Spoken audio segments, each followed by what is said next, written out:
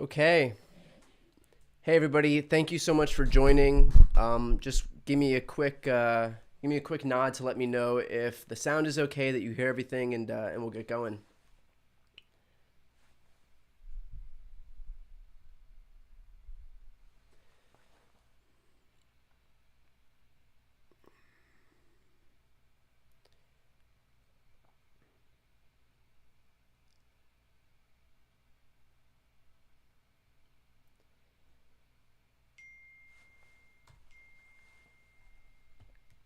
All right, sounds good.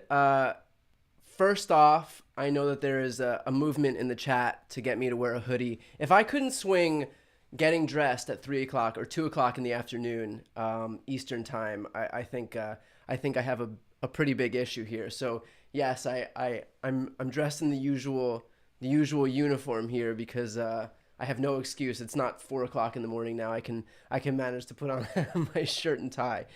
So with that said, let's jump in. There's a couple of things that there's a couple of things that I want to address first. Just some new news that's broken today. I also want to go over a little bit of what we saw in these past hearings, because I think it'll be good to do like a little bit of a wrap up.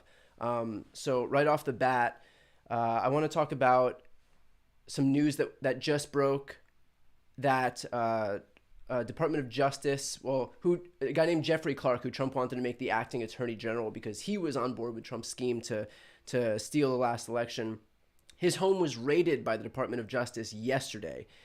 So that's some major news in terms of what the DOJ is doing concurrently with this January 6th investigation. So, I mean, to have this guy, Jeffrey Clark, who Trump tried to install because he was willing to do Trump's bidding. He was willing to come out and say that there were irregularities in Georgia, despite there quite literally being no irregularities, no evidence of irregularities or proof of irregularities in Georgia. That's who Jeffrey Clark was. He's the guy in the last hearing, and I'm sure in this hearing too, because this one will focus on the DOJ, but he's the guy in the last hearing who all of those Department of Justice officials said if Jeffrey Clark took over, they would resign en masse. So just to kind of highlight like the depravity, the danger of this one guy. So the DOJ raided his home yesterday. There's no word yet on what they were looking for, what came out of that, and there likely won't be, because with these DOJ investigations, that's how it usually goes. Which, by the way, kind of highlights the importance of this January 6th investigation, because all of this stuff would be happening quietly in private if it was just the DOJ. But the fact that we have this January 6th investigation happening in broad daylight with these streams, like with these witnesses that we're hearing from, all of this would have been non-existent. And how so much of this is hopefully having an impact on public sentiment, and the fact that we have roughly 20% of Republicans who think that Trump was responsible for the events of January 6th. That is a big number in that party. The fact that we have 20% of Republicans who blame Trump for the events of January 6th, who think that he was solely responsible for what happened on January 6th, that it would be so much harder to make that case if the January 6th committee wasn't quite literally making that case. And it also helps that this is a bipartisan committee, that you have people like Adam Kinzinger and Liz Cheney on the committee, and that you have a number of these people testifying. I believe almost all of the people testifying, except possibly, I would imagine, Shea and Lady Ruby, who we just heard from in this last hearing. I'm not sure that they ever spoke about their political affiliation, but everybody else was outwardly, like openly Republican, and that makes it all the more powerful that you have these Republicans on the committee, these Republicans testifying for this committee, all kind of like betraying how corrupt this scheme was. So that's the benefit of something like this committee happening. So that's the Jeffrey Clark thing. That's the news we just got on that. Obviously, another major piece of news is what happened with the Supreme Court this morning. So just to kind of quickly summarize, the Supreme Court struck down a New York law that they claim violates the right to carry, violates a right that you have to carry guns outside the home. And so states like New York, states like Maryland, California, New Jersey, Hawaii, Massachusetts all have laws that don't guarantee someone's right to carry a weapon outside of their home. Very unsurprisingly, these states are the ones with the lowest rates of gun violence. And there's a direct correlation between the restrictiveness of these laws to just openly and easily, breezily carry weapons, and the amount of mass shootings or gun violence that does occur. So the Supreme Court, in a 6-3 decision, so on a party line vote, said that New York wouldn't be able to uphold that law where you have a special need for a permit, for a carry permit. So New York is a may how is it referenced? It's the difference between may and shall permit. So New York doesn't guarantee the right for that permit to be issued. It's a may issue state as opposed to a shall issue state, which is a number of these states that have that have much more lax gun laws.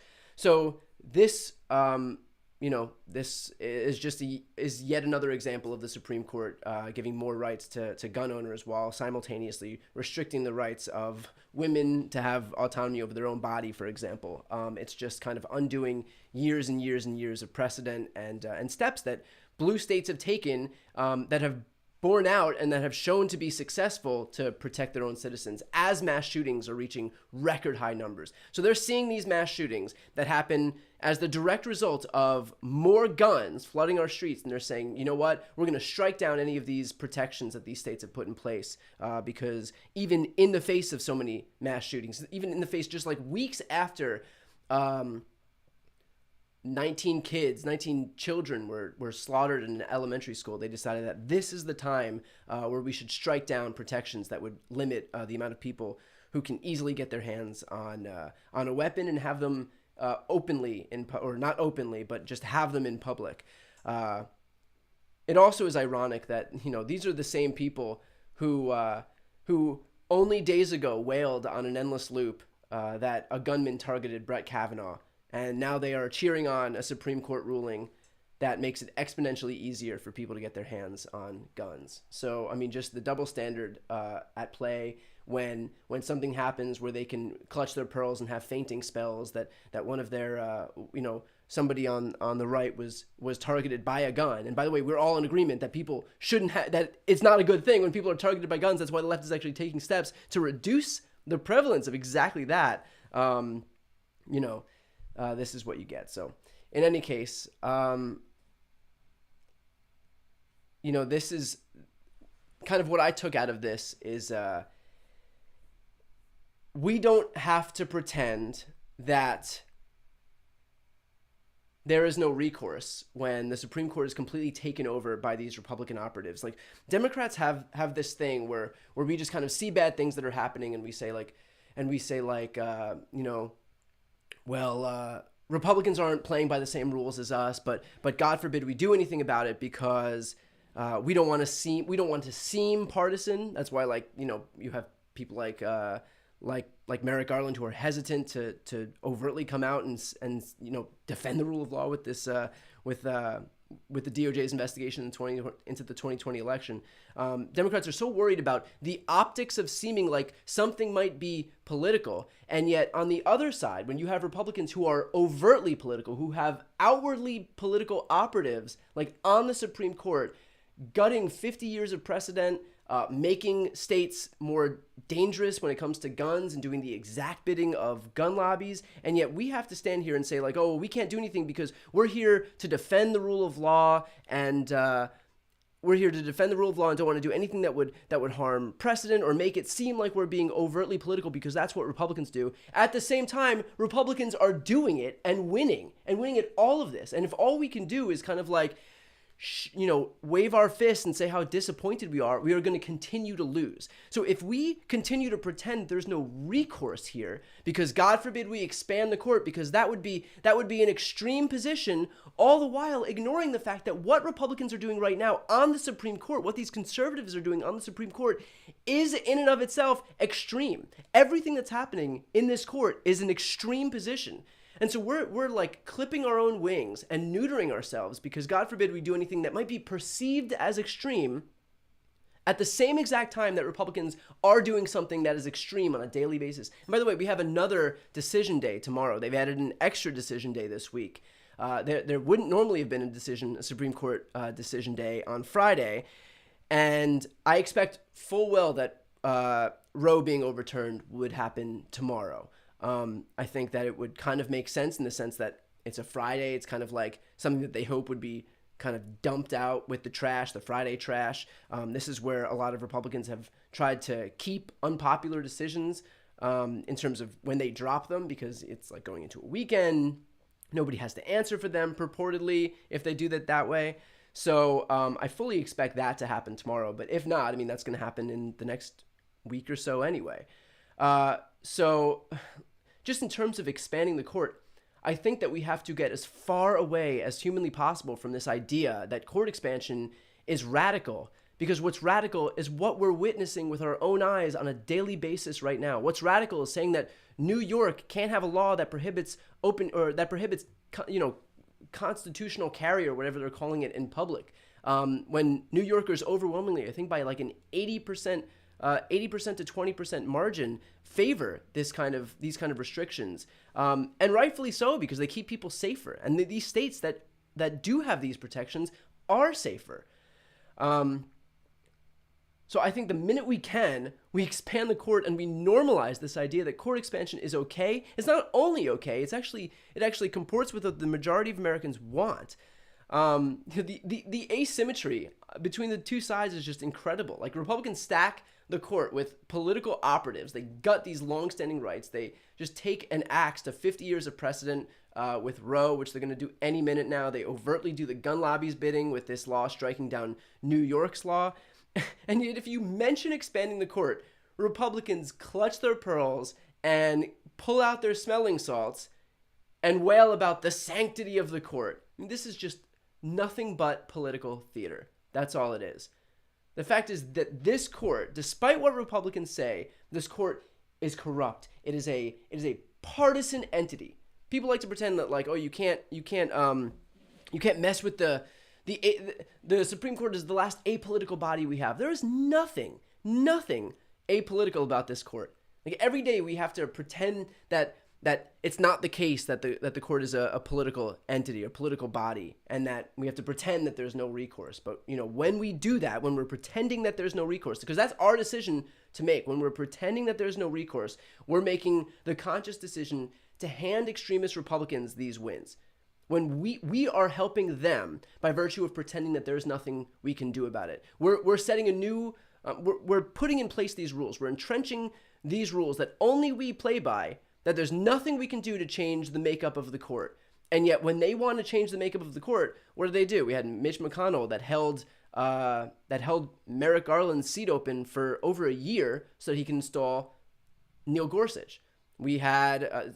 because of a new rule that you can't have a Supreme Court justice take the bench just before an election. And yet, what was it? Amy Coney Barrett was put on the court with while votes were being cast, with 4 days left until the actual election. So when they want to twist themselves into pretzels to change the rules to get what they want, to alter the balance of the court, they do it with no hesitation whatsoever. And yet we sit here and we pretend like there's just nothing we could possibly do. And if we even mention the word court expansion, oh, well, that's just the extremist elements at play right now. But there's nothing extreme about rebalancing the court against a Republican Party that has swung this court so far off the cliff to the right that forget about, I know the court isn't supposed to represent the will of the people, but I mean, the idea that they are just calling balls and strikes, and that this is what the Constitution says, that as if the Constitution has some provision that would protect people from carrying in public. I mean, what a joke. It's just political operatives, and we are fooling ourselves if we fall into this trap where we just pretend that that the Supreme Court is apolitical, or that they're just calling balls and strikes. They're not. These are political operatives, just like any House member, any senator, any person running for president. They're all just political operatives. That's it. Let's stop fooling ourselves into thinking that these people are above politics, or that they're just just above the fray. This guy, Clarence Thomas's wife, was at the Stop the Steal rally. Give me a break. They are just as partisan as anybody else, if not more. When you have people like Alito who are just stomping all over any form of establishment. You had all of these justices, by the way, who had come out during their confirmation hearings and said how much they would respect precedent. They lied in their confirmation hearings. Are we still pretending that these people are above the fray, that they could do no wrong, that they're this the pinnacle of justice in this country? They all lied during their confirmation hearings. My God, the amount of times that we heard Susan Collins come out and assure us to the end of the earth that Justice Kavanaugh, that Brett Kavanaugh would respect precedent, only to have him turn around and he'll be part of this 6-3 decision gutting Roe when it comes out. So that's my rant on the Supreme Court.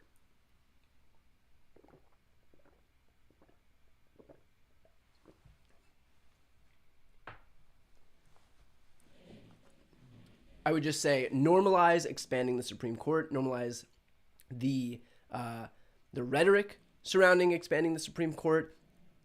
What's extreme, again, to boil it down into a very simple 2-second elevator pitch, what's extreme is not expanding the court. What's extreme is what's happening right now on the Supreme Court. That's what I would say.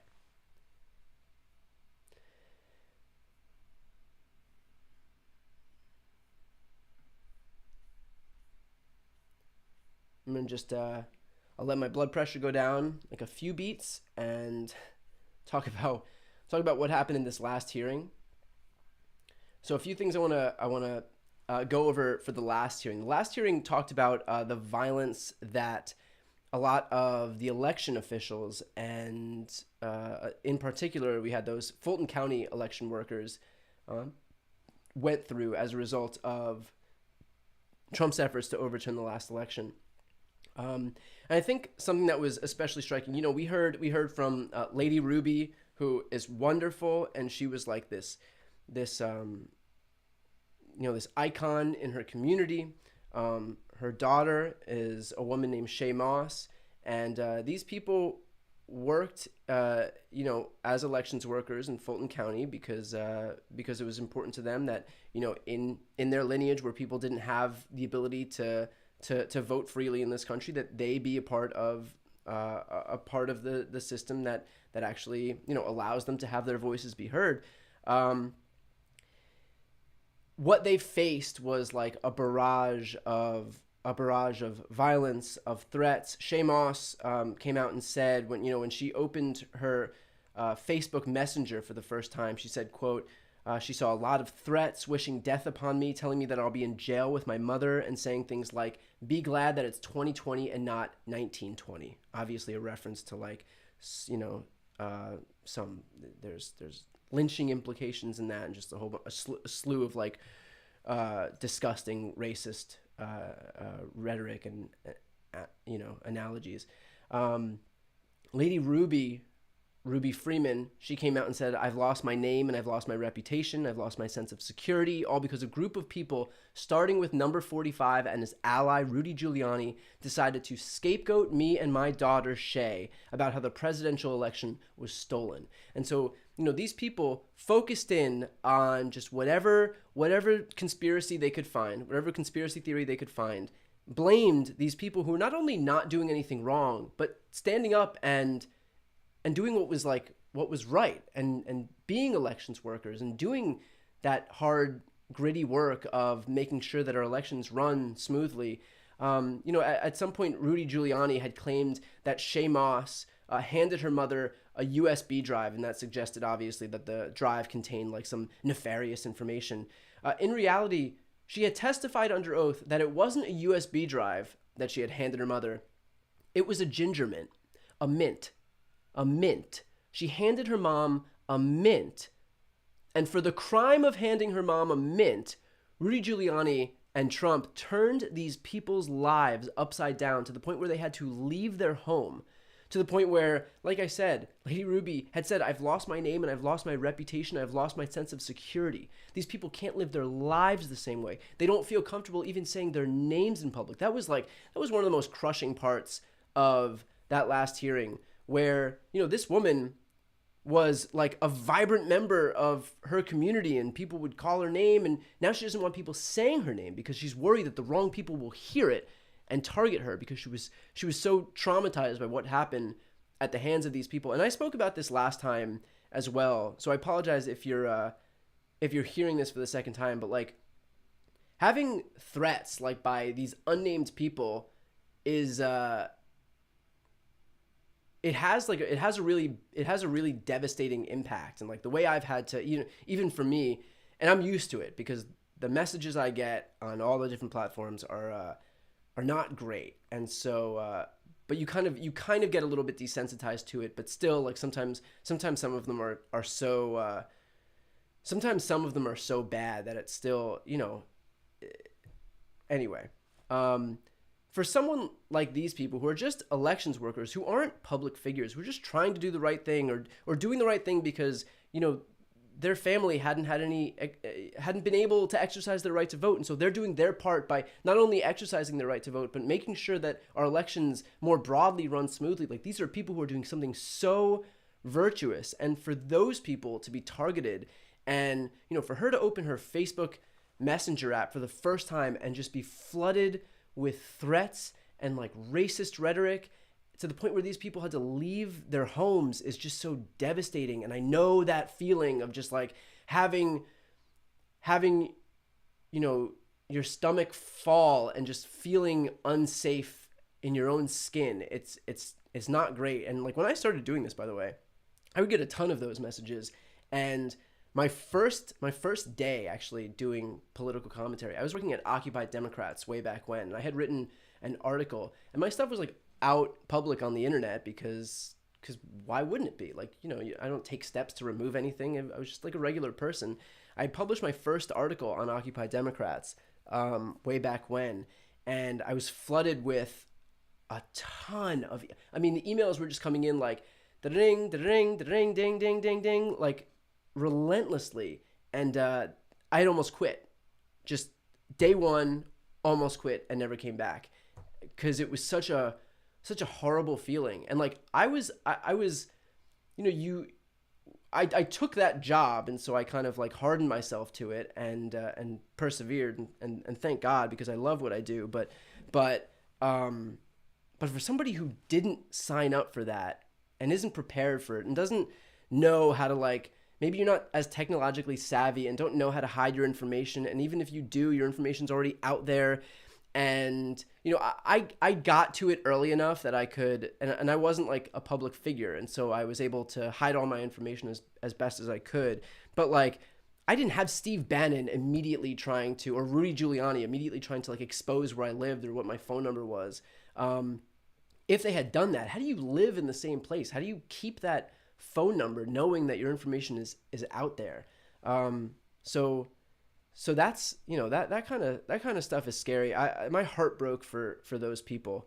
In any case, I know, just by the way, a quick aside, I know some people are asking when this will begin. It starts in about 45 minutes, 12 o'clock Pacific, 3 p.m. Eastern. So we're 45 minutes away from this hearing beginning. Again, today's hearing is supposed to focus on the Department of Justice and Trump's efforts to try to influence members of the DOJ to go on with his attempts to overturn the election results. So we'll hear from a guy named, he was the acting Attorney General, Donahue. We'll hear about Jeffrey Clark, who, again, I said at the top of this, had his home raided by the Department of Justice yesterday. No word yet on what next steps are for that, but Jeffrey Clark did have his home raided. Just to reiterate also for those just joining in, Jeffrey Clark was the person who Trump was trying to install as acting Attorney General. Jeffrey Clark was on board with, you know, allowing the state of Georgia to reject its electors because of a claim of irregularities in that election that were not backed up by any shred of evidence. And yet he was going to say that there were irregularities, and that would clear the way for Georgia to rescind their slate of electors. So Jeffrey Clark is a dangerous guy. Good news that he had his home raided by the DOJ. Obviously, a step in the right direction. I have no insight into what DOJ is or isn't doing, but I would imagine that seeing a raid on Jeffrey Clark's home is a good thing. So we'll do about 45 minutes more of just a discussion on what we've seen in these previous hearings. Before I go on, I would just want to ask, if you're not yet subscribed to my channel, if you could please subscribe. That is the best way to support me. I know the other day, like a week and a half ago, when we had that really early hearing, I was so tired and I just kept telling people that the best way to subscribe is to subscribe. I don't drink coffee, and so like 4:30 in the morning is, because I'm on Pacific time, I'm in Los Angeles, 4:30 in the morning is rough. So in any case, the best way to support me is to subscribe. So if you're not yet subscribed to this channel, I would really appreciate it. I'll continue doing these live streams for all of the hearings as they continue to come about. I believe this is the last one of this month, and that we'll have more live streams coming up, more hearings coming up in July. We may have 2 more, but again, they haven't released their schedule, so I can't say anything for sure. But in any case, yes, if you're not yet subscribed, that is the best way to support my work and the best way to be notified when I do have these hearings. So hit the subscribe button. Doesn't cost you anything, completely free, and I would really appreciate it. So thank you in advance. Someone asked if I can get the volume louder, so I will just move this closer.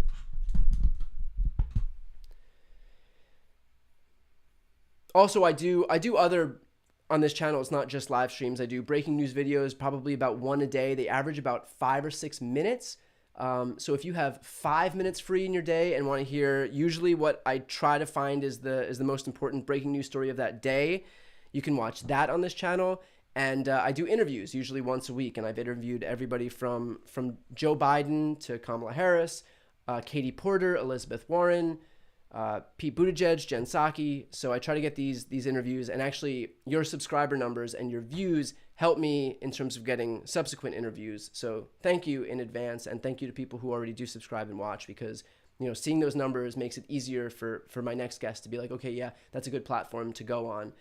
In their limited amount of time, they can either choose between going on a non-traditional media outlet like mine, or they can go on a mainstream media outlet and just do their regular CNN interviews. So for more people like me who only exclusively use the internet to get their news, that's a way to like help this ecosystem more broadly. So anyway, that's the end of my self-promotion. I'm gonna go on and talk about what we've heard from these previous hearings. But I wanted to continue talking about last week's, just in terms of that violence that these elections workers had to contend with. And I think the most important point here, there was a point where Adam Schiff asked Shay Moss, who was that Fulton County election worker, of the other election workers shown in that State Farm Arena video and their supervisors, how many are still elections workers in Fulton County?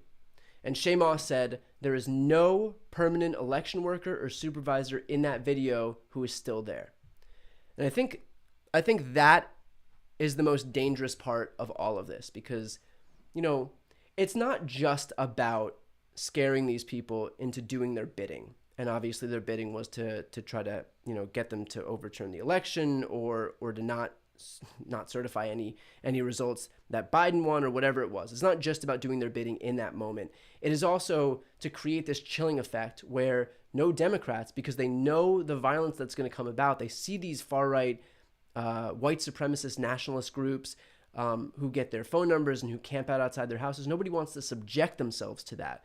And so none of this is an accident. This is the purposeful consequence of the very political violence that Trump and his allies have not only endorsed but incited also. Like this chilling effect here is the goal for those people. And it's actually twofold, because like I said, by virtue of putting all that pressure on these people, they're trying to get them to do whatever it is that they want them to do.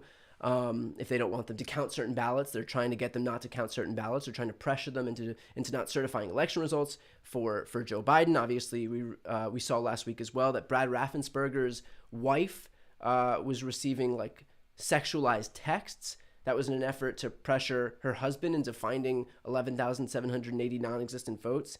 Trump supporters broke into the home of Brad Raffensperger's daughter-in-law, who's a widow and has kids. So she had no one there to protect her, and she had little kids in her house, and had dealt with the death of her husband, and Trump supporters broke into her home. So if you don't think that there is a chilling effect that these people are having, again, not only by trying to get them to find those 11,780 votes, but also by showing that, like, who wants to take these jobs? Who would subject themselves to this stuff? We know this stuff is happening. There's a reason that Al Schmidt, the commissioner in Philadelphia, quit also. There's a reason that none of these Fulton County elections workers who are in those videos, none, zero, are working there, are still there. That is the goal. That's like the long-term insidious goal. And at the same time, you have the Steve Bannons of the party who have made it their life's work to try to fill these slots, to fill this vacuum that he himself and his allies have created with people who aren't good actors, good faith actors, people who are just partisan actors who are looking to make sure that Trump wins the next election by any means necessary. And that's the asymmetry that I'm talking about, where, ideally for Democrats, you have these people who are just trying to do their work and do the right thing and follow the law. And then ideally for Republicans is people who don't give a shit about the law and who just want to undermine the entire game, the entire system, just to install their person as the winner. They don't care about winning. It's just about being there at the end, about getting the end result that they want. They don't care about, like, making sure that the most people vote for them. That's like a far distant thought in their minds, is like in terms of that being something that they're striving for, to like win the most votes. Thank you, by the way. I see people donating in the chat. Thank you very much. I really appreciate that. A couple of other points from this last one. Trump had claimed that 5,000 dead people voted in Georgia. It turns out after the audits, and I think they did 3 audits and recounts in the state of Georgia, Trump said there were 5,000. The actual number, 4. There were 4 votes from people who'd been deceased. 4. If you think that 4 is in any way comparable to 5,000, or that 4 is going to swing an election, or that 4 is even something worth talking about, I mean, granted, If that's fraudulent and you can find those people, great. That is not widespread fraud. That is not any reason to doubt the veracity of the results in Georgia. 4 dead people, not 5,000. Another striking part from the last testimony is Mark Meadows wanted to send the same Georgia election officials, the investigators rather, who were investigating all of this stuff, quote, a shitload of POTUS stuff, including coins, actual photographed MAGA hats. So they were trying to trade hats for an election. Another important point, and I'll finish with this from the last hearing, is that Wisconsin Senator Ron Johnson, they revealed that a staffer for Ron Johnson had come out and said that that Ron Johnson wants to hand fake slates of electors from Michigan and Wisconsin to Mike Pence. And this was staff to staff.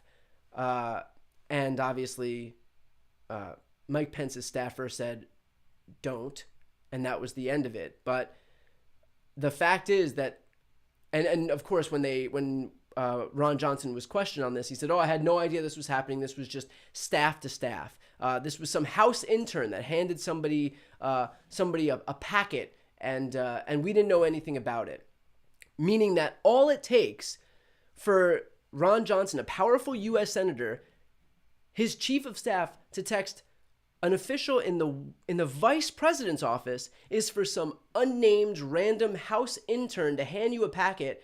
You don't even have any scruples about it. You just blindly take that packet if you're in Ron Johnson's office and you hand it off to the vice president. You don't even look at what it is. As if we're supposed to believe that. As if we're supposed to believe, A, that Ron Johnson had no idea what that packet was. He just had his staff determining, without ever consulting him, that he would just randomly hand this piece of paper that he had no idea what was on it to the vice president during a disputed, quote unquote disputed election certification process. As if we're really supposed to believe that Ron Johnson had no idea what was on those papers, and that some person working in his office, I think he said it was his first day in his office, his chief of staff, is just deciding what this U.S. senator is handing the vice president with no consultation with the actual senator himself. Give me a break. And second of all, that his office had no idea what was on those papers. It was just some random house intern. So you're telling me that all it takes is a random house intern to hand you a packet of paper and say, hey, your boss, Ron Johnson, should hand that to the vice president of the United States. And they'll just say, okay, yeah, we'll make it happen right now. We'll text the vice president's office. Thank you, house intern. Like, these excuses make no sense whatsoever. So obviously Ron Johnson recognizes he was caught. He was questioned by Manu Raju from CNN. He was questioned by a number of other people. He had one point where he was running away from the cameras, had his phone up to his ear, and they were saying, like, they were questioning him about this fake elector scheme and trying to hand in this packet of documents from Michigan and Wisconsin. And he goes, I'm on the phone. And the reporter goes, no, you're not. I can see the screen. I can see the screen. You're literally not talking on the phone right now, because the screen was like a regular home screen. So, these people might be dangerous, but nobody ever accused them of being too smart.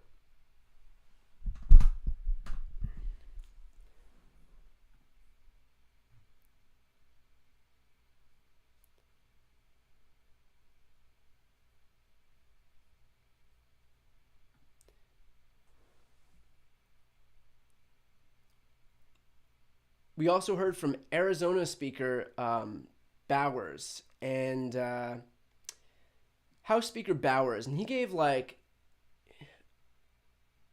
this can go both ways, and I'll explain why in a moment. He gave this really emotional speech about how he wouldn't bend to these demands by White House officials, by Trump officials. Rudy Giuliani said that, we've got lots of theories, but we just don't have the evidence. And so Bowers was like, no, I'm not calling a special session to investigate irregularities in this state that you have no evidence of. He said, quote, you're asking me to do something that's never been done in the history of the United States, and I'm going to put my state through that without sufficient proof, and that's going to be good enough for me? No, sir. So he gave this whole emotional speech, which was great, and it was the right thing to do, and I'm sure that someone like him was instrumental in ensuring that that this election theft scheme didn't happen in a state like Arizona. And yet at the same time, afterwards, Bauer came out and announced that if Trump was running again, he would vote for him if he was the Republican nominee. Let me see if I could find that article so I can get the exact quote.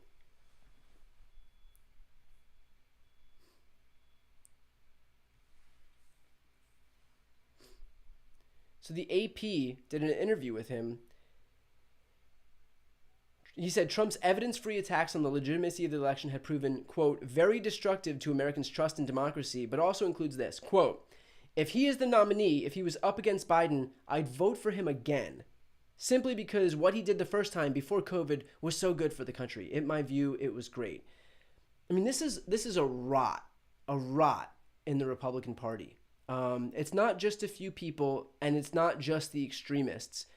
This is somebody who came and testified and nearly was brought to tears by the illegal, immoral, unconstitutional threats against his state and efforts to overturn the results in his state, all without a shred of evidence of voter fraud.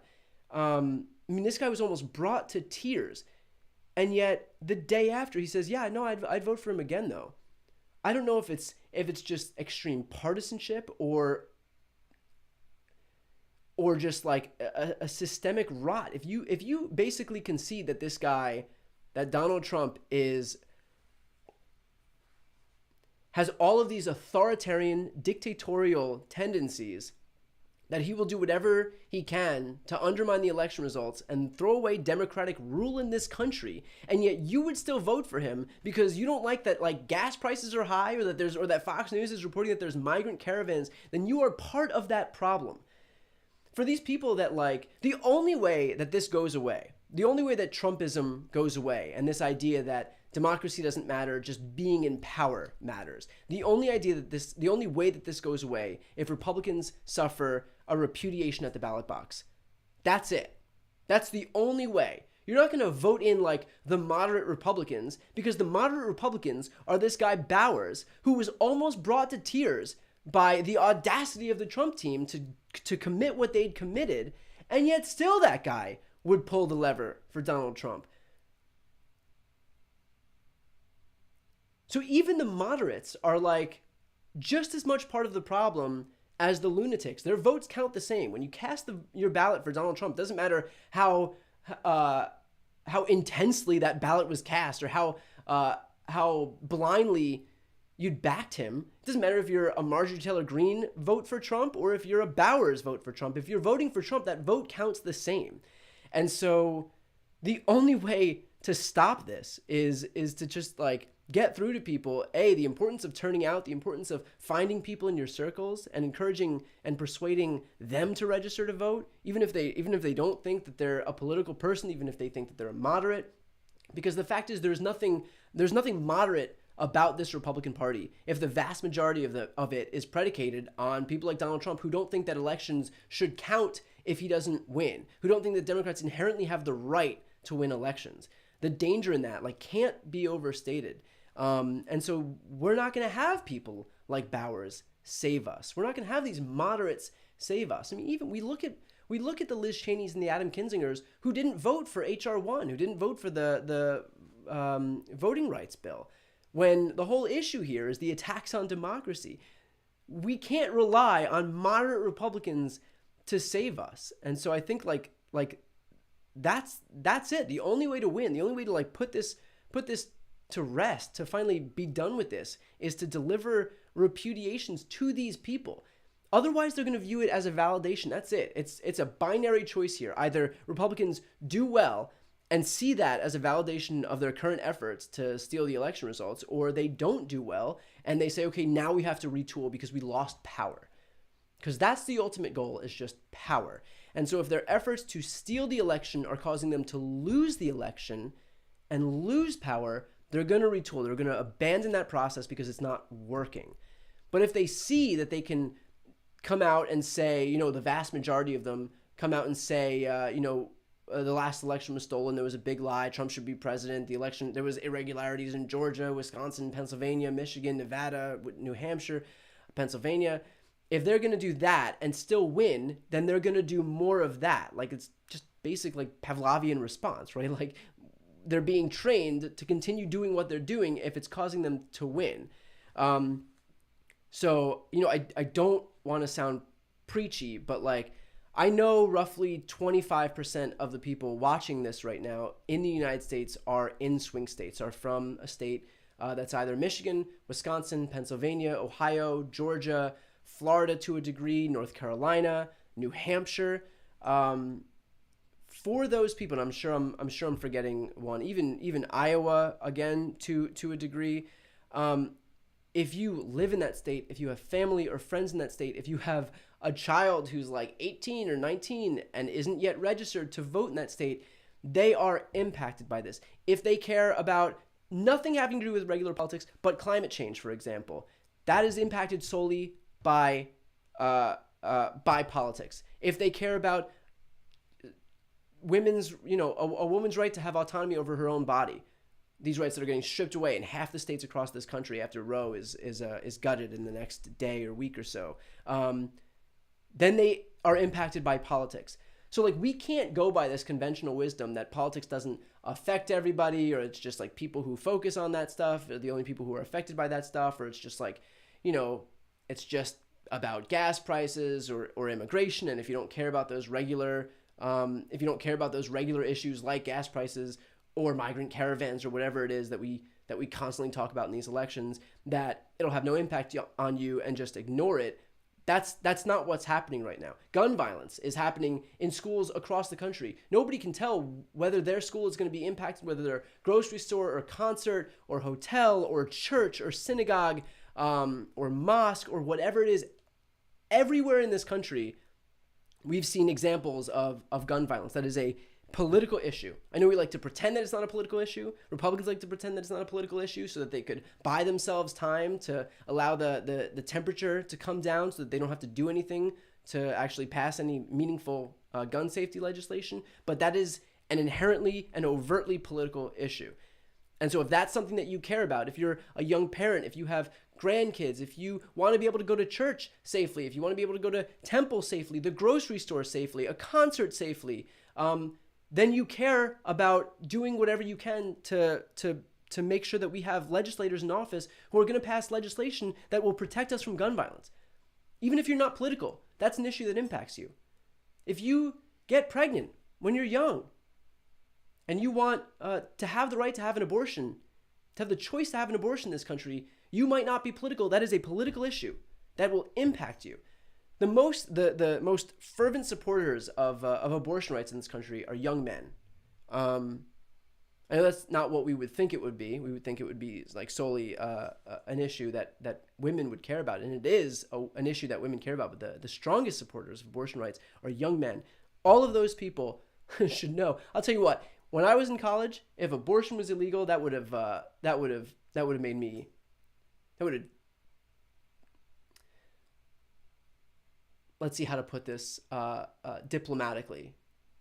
I feel like you know what I'm trying to say. I feel like I shouldn't have started saying this. That wouldn't have been great. Is the most diplomatic way that I can put that. So in any case, all of these issues that you don't think, all of these people who you don't think are political because they don't, focus on the same political stuff. So many of these issues are political right now, and the only way to solve them is to make sure that people get involved in politics who weren't otherwise involved, who don't consider themselves political, who consider themselves neutral, who are too young to have paid attention before, but now are of the age where they can register to vote. So, I think that the onus is on all of us. And look, like, people like me can, and I've said this before as well, people like me can talk to you all day long, can do these videos all day long, can reach as many people as I humanly can. I still won't have close to as big an impact as you individually, personally can have reaching out to your own circle of people. I said this in one of my other streams. I think it was just this past Tuesday. My mom had never voted before. And if you think just because of what I do that I could have convinced her to vote, like, you do not know the stubbornness of a Jewish mother from Brooklyn. So I like stopped even trying because, there's no way to get through to her. I know there's a ton of people out there who have parents and relatives who are just like me, who are like, fuck that. I don't care about politics. Nothing's going to change. The whole system's corrupt. But she voted for the first time, just, I think, in large part due to the fact that I did what I did and would try to convince her as much as I could. And she surprised me and sent a picture from like the voting booth. And that was the first time that I'd seen, that was the first time that she voted. And like, that was huge. And I'd gotten like a few messages from people who say like, I'd never voted before I started watching your channel, and I voted for the first time.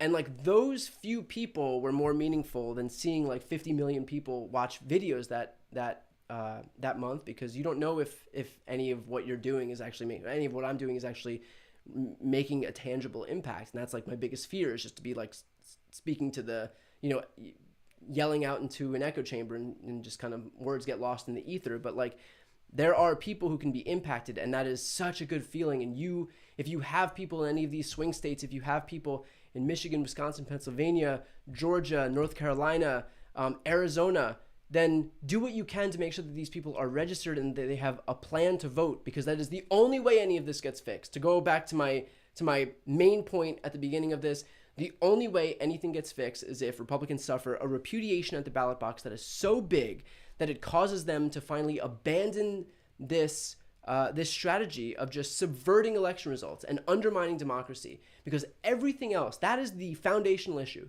So if you care about women's reproductive rights, if you care about gun rights, if you care about climate change, if you care about healthcare, all of these rely on having a functioning democracy. So, I would just like plead to people, and I hope that I'm not just like, I hope I'm not coming off as too preachy, but plead to people the importance of using your own circle and your own relationships with people to actually make sure that they're registered to vote, because, in a place like Wisconsin, I think if they had flipped just 2 people per precinct, that could have been the difference between a Trump win and a Biden win. Just 2 people per precinct.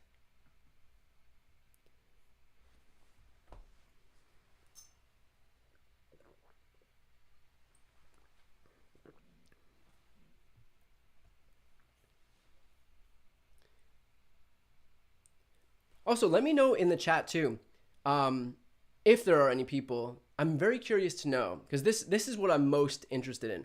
If there are any people who you've been able to reach out to personally and get to register to vote or something like that. I'm super curious to like see if people here have been able to have any impact on their circles, or if they have kids that they've been able to get to register to vote, or parents that they've been able to get to register to vote. I had somebody email me the other day and tell me that he was able to get his 82-year-old mother to register to vote and to vote for the first time. And so like that stuff is great. That's the whole ball game. That's why I do this. That's why I hope, that's what I hope comes across from all of this. That's what I hope that people watching can get people to do. That's the most important thing for me. So let me know in the comments. I'd really love to hear if people voted for the first time because of something that you did. Also, for people asking about the hearing will start in about 18 minutes. I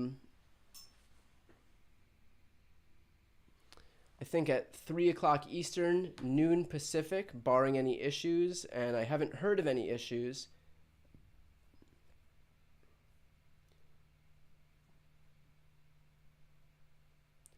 This is awesome. I mean, if you look at the chat right now, there's a ton of people saying 18 years old. My kids are 18 years old. I got my father, who is 76, a lifelong Republican to vote blue. Got my husband to vote for the first time in the last election.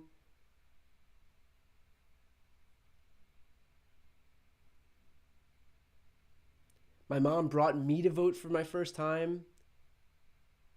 Got my daughter registered at 17. She turned 18 by the 2020 election. Got my husband to vote for the first time. Just registered my 18-year-old son. That's Teresa. Like, this is awesome. That's the whole thing. That's like, you put in all of us put in so much time and energy and effort to try to make sure that people are paying attention and aware, and like it's for that. Like these people saying that they got their husband and their kids to register to vote, and their parents to register and to vote for the first time, people who themselves registered to vote for the first time, daughters, like that's everything. That's the whole game here. So thank you guys for doing that, because that far exceeds anything that I can do on YouTube. So in any case, let's keep going.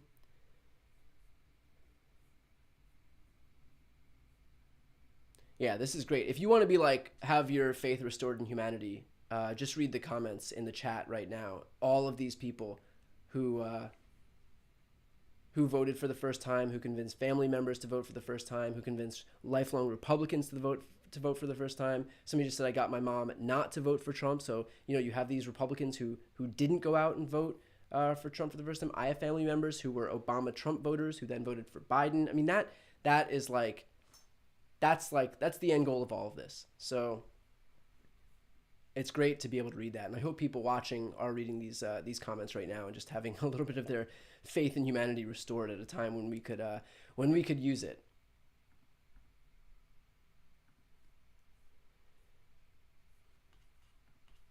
Okay, let me just make sure that there's no issues that I'm seeing right now in terms of the start time. Barring any issues, I think we'll be starting in about 15 minutes here. Just some other news real quick. We also have the Bipartisan Safer Communities Act. That is the bipartisan gun legislation that has been ushered through the Senate by Senator Chris Murphy. They overcame the filibuster by a vote of 65 to 34. That'll probably be the final result. So this thing should pass either today or tomorrow. There can be up to 30 hours of debate. So depending on how much of that debate time they actually use, they could do the vote today, or if they are using, if these Republicans are standing up and trying to extend this as long as possible, this could go into tomorrow, and we can see this vote happen tomorrow. But overcame a filibuster by a vote of 65 to 34, so we'll probably see that legislation pass, and that includes funding for states to implement red flag laws.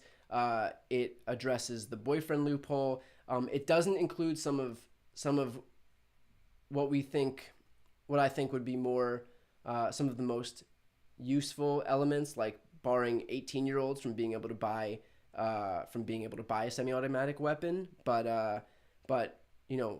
I guess in this Senate, you take what you can get and just point to that as evidence of why we need more Democratic senators, 2 more Democratic senators to be exact, who would be able to and willing to eliminate the filibuster, so that we can actually have a workable majority in the Senate and pass some of this legislation that's just kind of languishing right now because we have a 60 vote threshold that we're never gonna be able to overcome.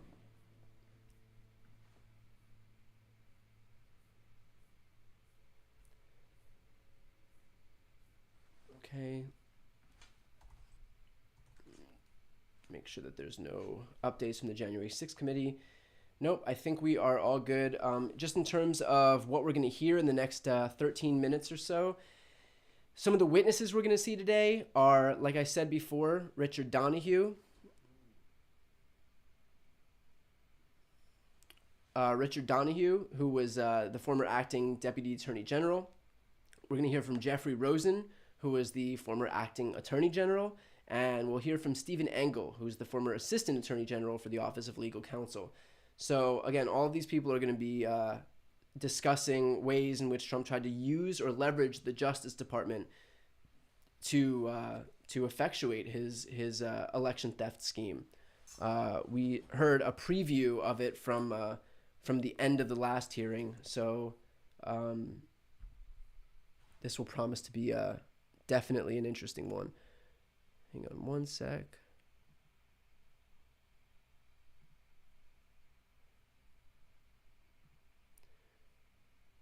Okay, so now we have our feed here is live. We're getting ready in about just over 10 minutes, and we'll get this going. Thank you, by the way, to people donating. I really appreciate it.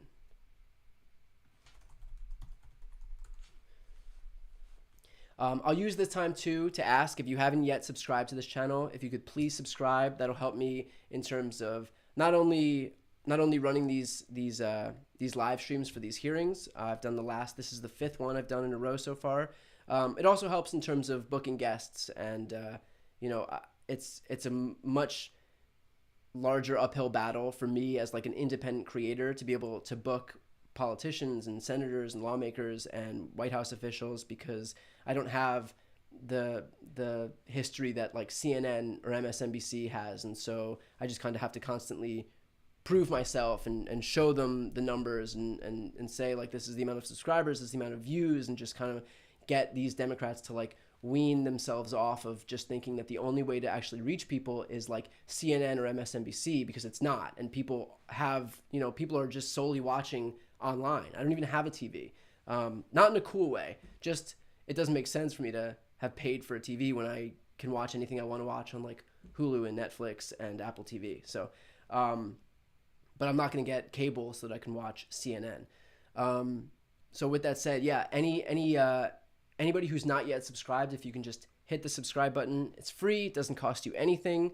And that will help me in terms of continuing to book guests, and just helping out like the progressive media ecosystem more broadly, because these subscriber numbers, these engagement numbers help in terms of when I post content versus when a Ben Shapiro or a Steven Crowder or not Dan Bongino anymore, but just any of these right-wingers post content. If they see higher engagement for progressive content, that progressive content reaches more people. And so if you have people that are just coming on to YouTube for the first time and don't know whether they're going to be filtered into watching, the Ben Shapiros of the world, if there are videos on the left, and it's not just me, I mean, it could be Crooked Media or Midas Touch or TYT or Pacman or Kalinsky or Breaking Points, whatever it is, if they're watching that content versus something on the right-wing ecosystem, these are people who might not be interested in politics and who might be shaped by the first thing that they see. And the goal is to make sure that they see something on the left and not on the right. Like these are people who are not inherently political, and like you want to, anything we can do to kind of bolster the progressive media ecosystem versus the conservative media ecosystem, I think will have a major impact. And again, it's not just me. This isn't like self-serving. Any channels that you can subscribe to and watch their content and like their content on the left, I think that will help us more broadly as like more and more people slowly log onto YouTube and stop watching TV. I think like we need to filter those people any way we can onto into the progressive media ecosystem. So I think that's important. And anyway, thank you. I appreciate it. One thing I want to point out. Let's see. Hang on one sec. Okay, we're less than 10 minutes away. Less than 10 minutes away from this starting. I'll answer some questions. I've been talking for so long. I'll answer some questions if you have them. So you can throw questions into the chat and I'll try to answer them. And thank you, by the way, for people donating. I see it and I appreciate it.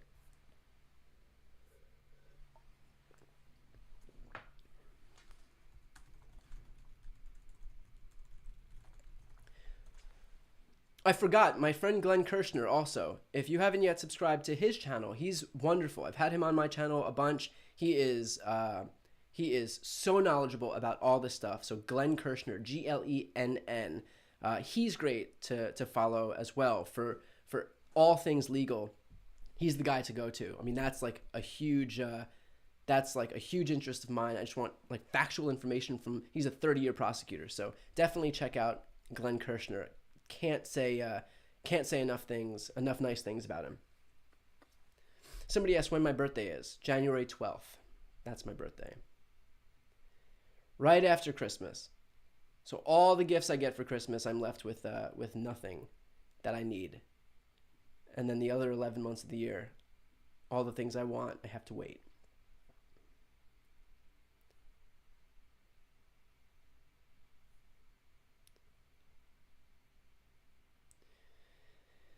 Somebody asked, how do we stand? Do we stand a chance if we don't expand the court? Seems like they're gonna do whatever they want. Yes, I agree with that. And this might seem, and I'm just gonna pause the questions for a sec so I can answer this question. This might seem really like nihilistic, but yes, if we don't expand the court, then we ultimately won't get what we want.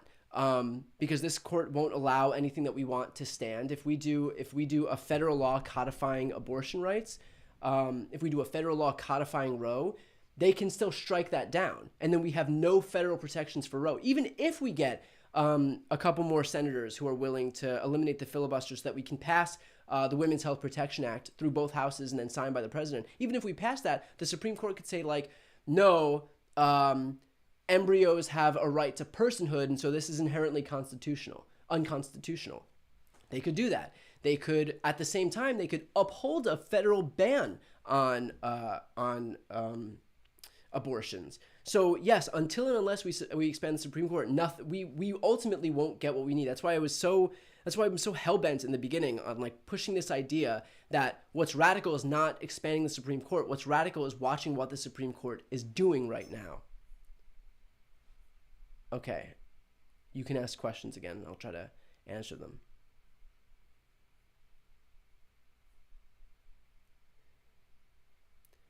Has Lindsey Graham commented on these hearings? I haven't noticed anything. I haven't noticed anything either. I think he's probably being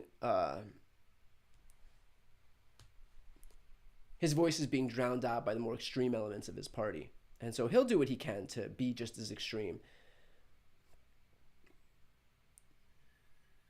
How do we actually change people's viewpoint on all of the hypocrisy and diversion? I think we just call it out and we repeat it. And I think that's the important thing. Like, the right thinks that they have a monopoly on repetition. And so we'll hear build the wall. We'll hear make America great again on a daily basis. And that works. And there's reason it's seared into our minds.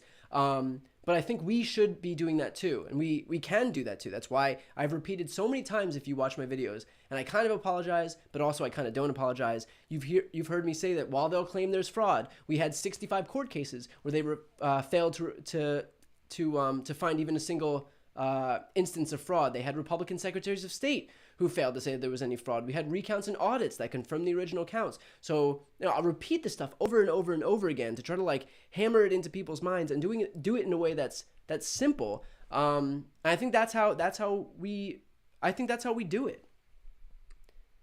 When is my next interview with Beto? Hopefully soon. I think I've interviewed Beto like 3 or 4 times now. So hopefully soon. I know enough is happening in Texas that an interview with him is probably warranted.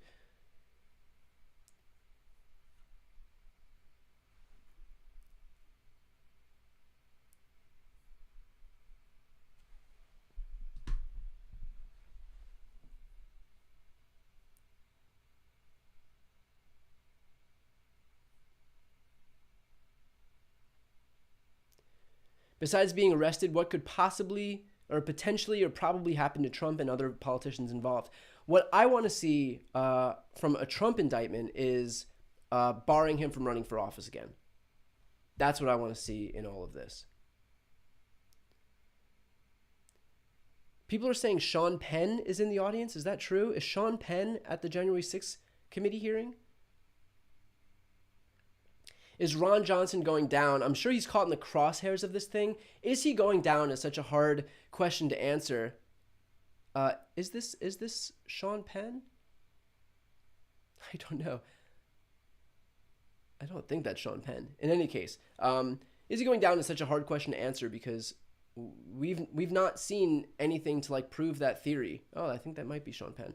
We've not seen anything that would prove that theory that there is actually accountability. That's not to say that I can't hope beyond hope that it's happening right now, but it's hard to say with any like semblance of certainty.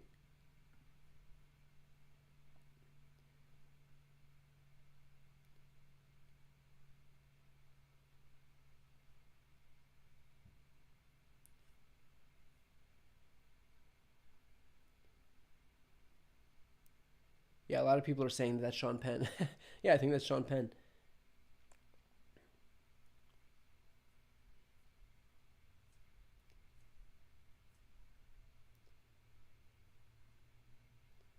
Okay, so we're about 2 minutes away here from this committee hearing beginning.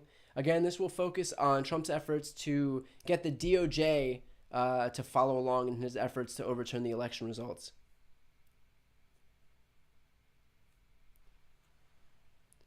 So let's get some volume going here.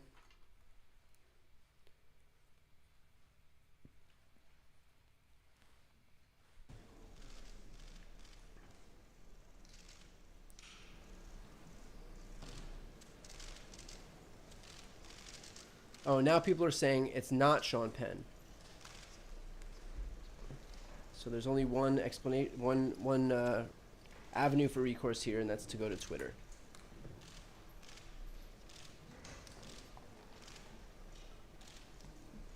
And Twitter is saying that Sean Penn is there, so it's confirmed. If Twitter says it, it must be true.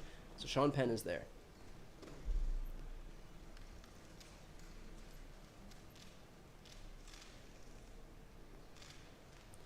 Just some quick news out of the EU. The European Union leaders have agreed to make Ukraine and we've seen the witnesses. Ukraine and Moldova candidates for EU membership after giving bids a speedy review. So that's some good news out of Ukraine. And as soon as this hearing begins, we're expected to see it beginning in about a minute or so. As soon as this hearing begins, I'll get it full screen here.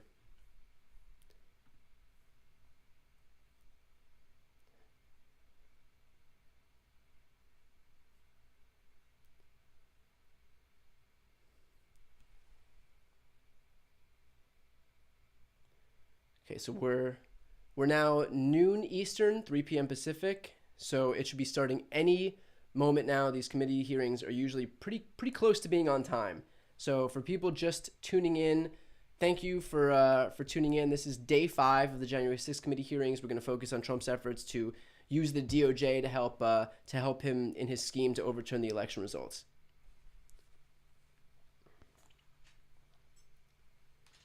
C-SPAN also confirmed it as Sean Penn. So we have the top story of the morning is that Sean Penn is at the January 6th committee hearing.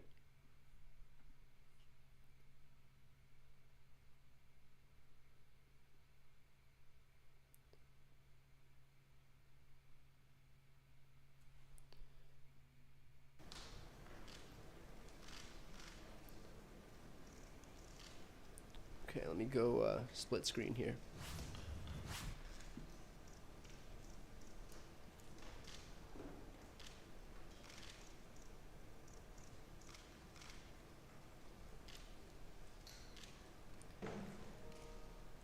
And let me know where you're watching from as well.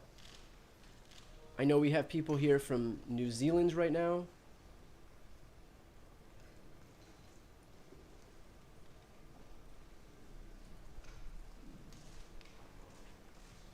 Okay, the January 6th committee members are walking in right now. So I'm going to stop talking in a moment. I'll use this chance one last time to ask, if you're not yet subscribed to my channel, if you could please subscribe. It's the best way to support me. It's also the best way to find these live streams for subsequent hearings.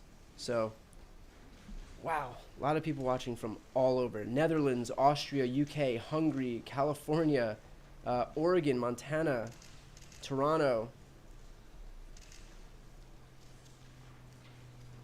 Kauai, Texas, Malaysia, Denmark,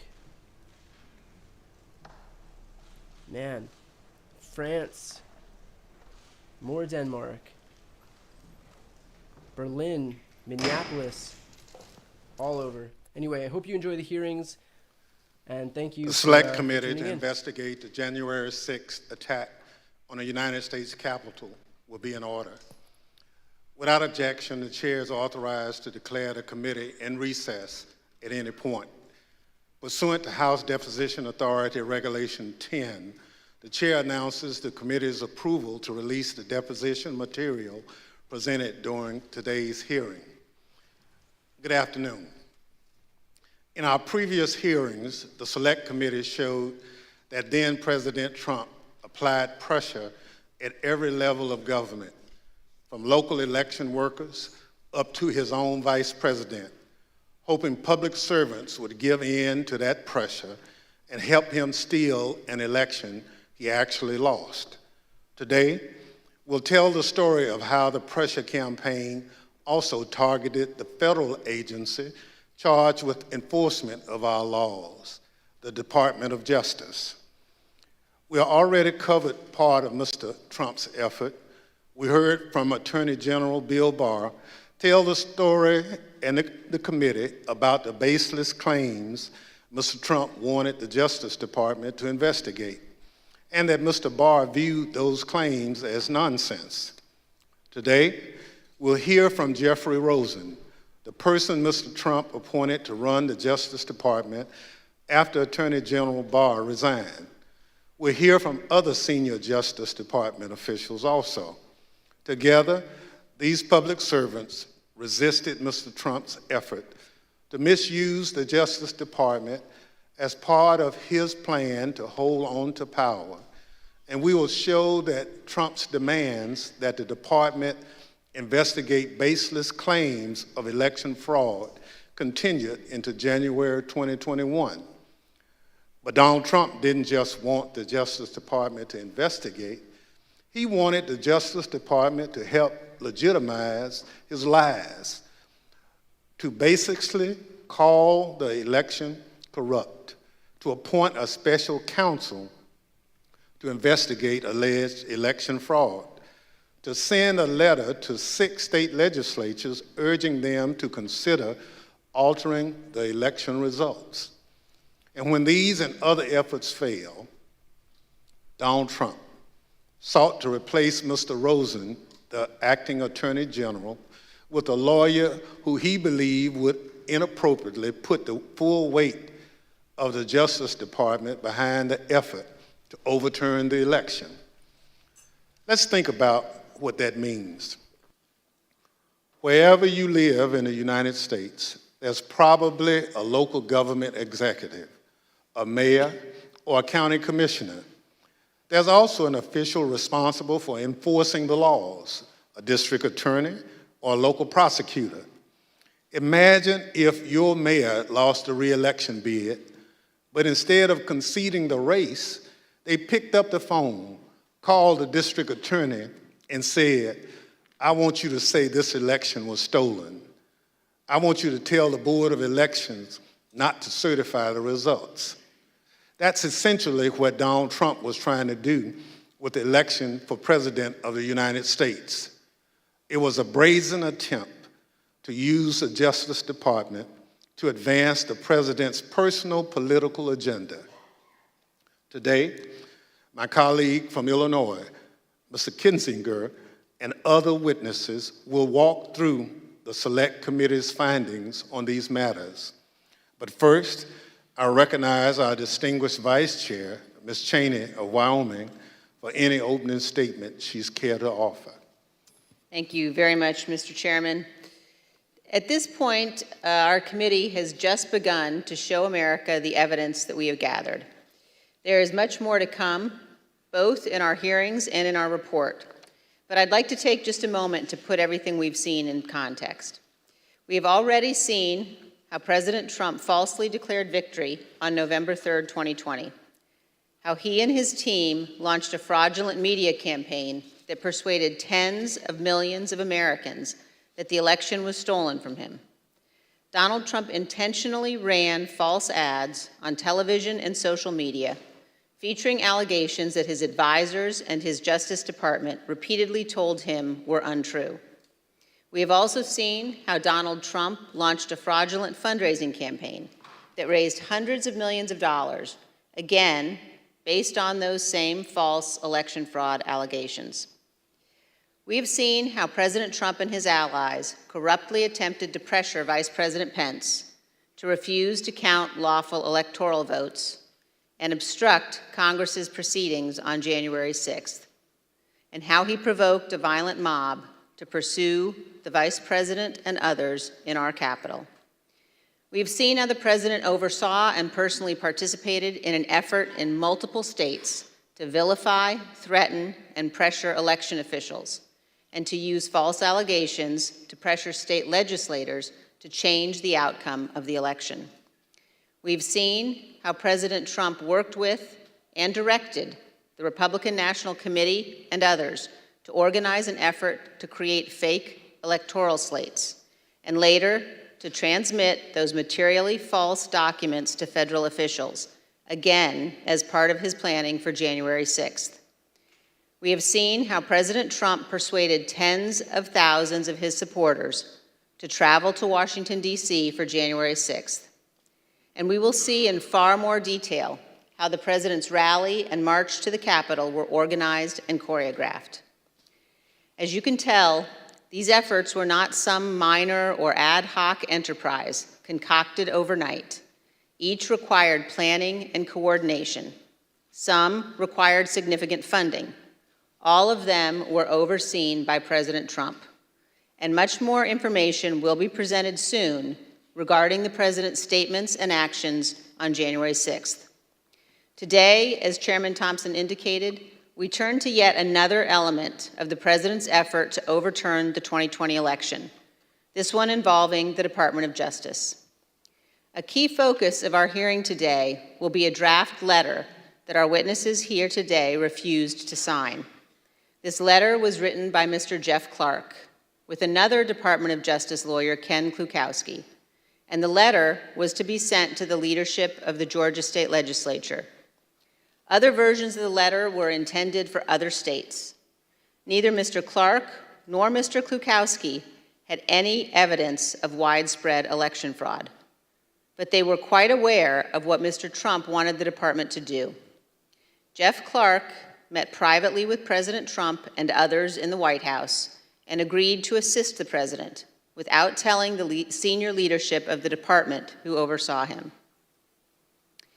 As you will see, this letter claims that the U.S. Department of Justice's investigations have, quote, identified significant concerns that may have impacted the outcome of the election in multiple states, including the state of Georgia. In fact, Donald Trump knew this was a lie.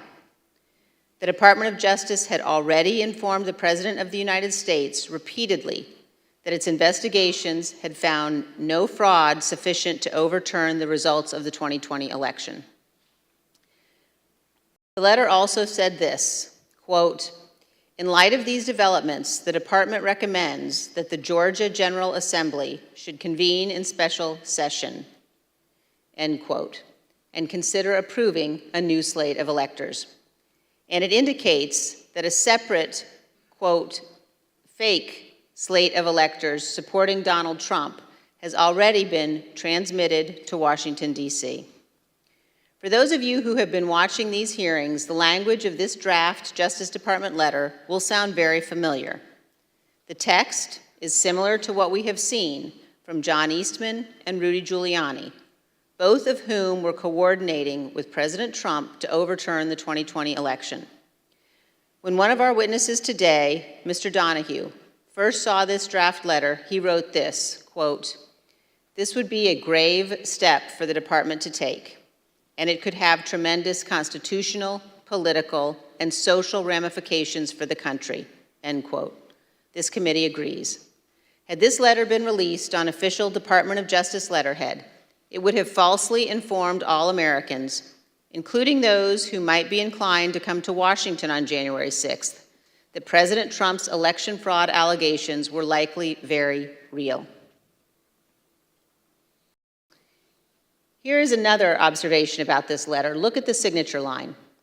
It was written by Jeff Clark and Mr. Klukowski, not just for Clark's signature, but also for our witnesses today, Jeff Rosen and Richard Donahue. When it became clear that neither Mr. Rosen nor Mr. Donahue would sign this letter, President Trump's plan necessarily changed. As you will hear today, Donald Trump offered Mr. Clark the job of acting Attorney General, replacing Mr. Rosen, with the understanding that Clark would send this letter to Georgia and other states and take other actions the President requested. One other point. Millions of Americans have seen the testimony of Attorney General Barr before this committee. At one point in his deposition, the former Attorney General was asked why he authorized the Department of Justice to investigate fraud in the 2020 election at all. Why not just follow the regular course of action and let the investigations occur much later in time, after January 6th? Here's what he said. Felt the responsible thing to do was to be in a position to have a view as to whether or not there was fraud. And frankly, I think the fact that I put myself in the position that I could say that we had looked at this and didn't think there was fraud was really important to moving things forward. And I sort of shudder to think what the situation would have been if the position of the department was, we're not even looking at this until after Biden's in office. I'm not sure we would have had a transition at all. I want to thank each of our witnesses before us today for your role in addressing and rebutting the false allegations of fraud at the root of January 6th. And thank you for standing up for the Constitution and for the rule of law. Of course, not all public officials behaved in the honorable way our witnesses did. At the close of today's hearing, we will see video testimony by 3 members of Donald Trump's White House staff.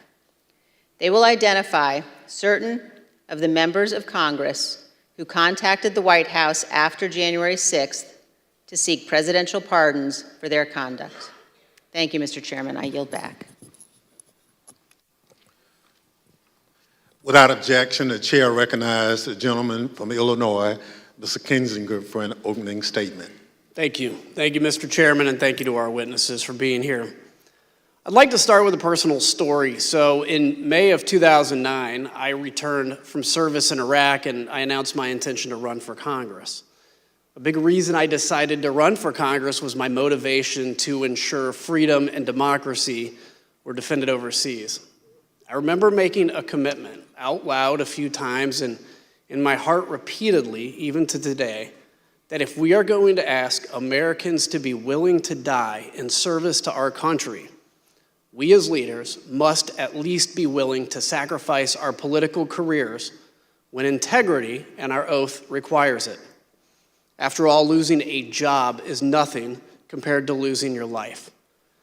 Within the halls of power, in the face of a president, that commitment can easily be forgotten. Presidential pressure can be really hard to resist.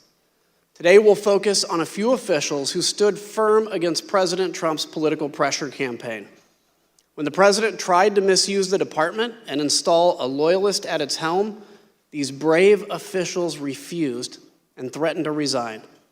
They were willing to sacrifice their careers for the good of our country. The Department of Justice is unique in the executive branch. The president oversees the Department of Justice, yet the president's personal or partisan interests must not shape or dictate the department's actions. The president cannot and must not use the department to serve his own personal interest, and he must not use its people to do his political bidding, especially when what he wants them to do is to subvert democracy. The president cannot pervert justice nor the law to maintain his power. Justice must, both in fact and law, be blind. That is critical to our whole system of self-governance. During this hearing, you'll hear time and time again about the president's request to investigate claims of widespread fraud. Our witnesses, Mr. Rosen, Mr. Donahue, and Mr. Engel, stood firm in the face of overbearing political pressure because they understood that their oath was to the Constitution and not to the personal or political interests of the president. The president and his allies became keenly aware that with legal challenges exhausted and electoral votes certified, their only hope would be a last-ditch scheme to prevent Congress from certifying the win, thus throwing the entire system into constitutional chaos. The president wanted the department to sow doubt in the legitimacy of the election, to empower his followers and members of Congress to take action. If the department could just lend its credibility to the conspiracies, people would have the justification they needed to spread the big lie. So President Trump ultimately wanted the Department of Justice to say the election was, quote, corrupt, and, quote, leave the rest to me and the Republican congressmen.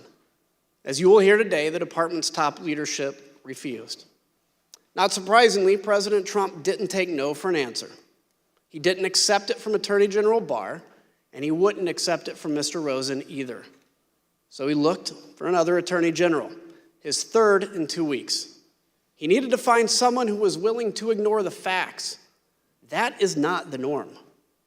Let's look at what attorneys general, Democrats and Republicans alike, have said about upholding their oath to the Constitution.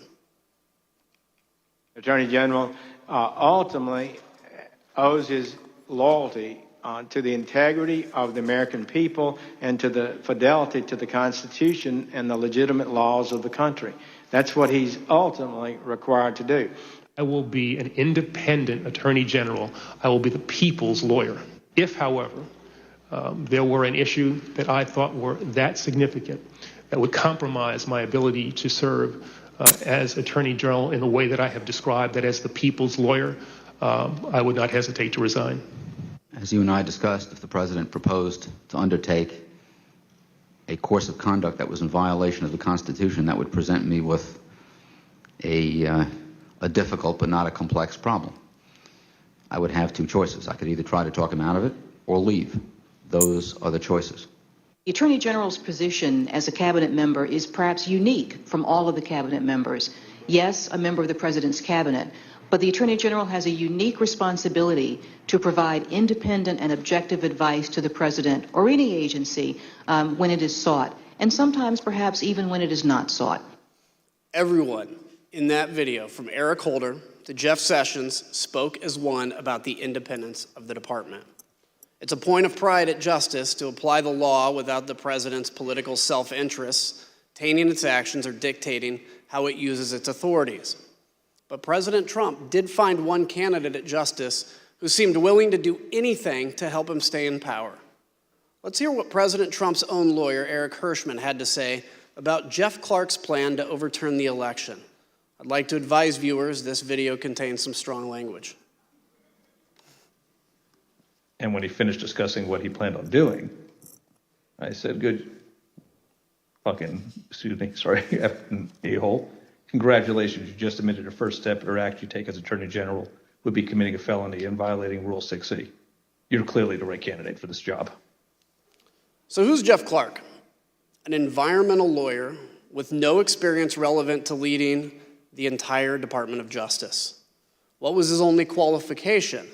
That he would do whatever the President wanted him to do, including overthrowing a free and a fair democratic election. President Trump's campaign to bend the Justice Department to his political will culminated in a showdown on January 3rd. Today, we will take you inside that early evening Oval Office meeting where top Justice Department officials met with the President. At stake, the leadership and integrity of the Department of Justice. The meeting took about another 2.5 hours from the time I entered. It was entirely focused on whether there should be a DOJ leadership change. I was sitting directly in front of the President. Jeff Rosen was to my right, Jeff Clark was to my left. He looked at me and he underscored, well, the one thing we know is you're not going to do anything. You don't even agree that the concerns that are being presented are valid. And here's someone who has a different view. So, well, why shouldn't I do that? You know, that's how the discussion then proceeded. Jeff Clark was proposing that Jeff Rosen be replaced by Jeff Clark. And I thought the proposal was asinine. What were Clark's purported bases for why it was in the President's interest for him to step in? What would he do? How would things change, according to Mr. Clark in the meeting? He repeatedly said to the President that if he was put in the seat, he would conduct real investigations that would, in his view, uncover widespread fraud.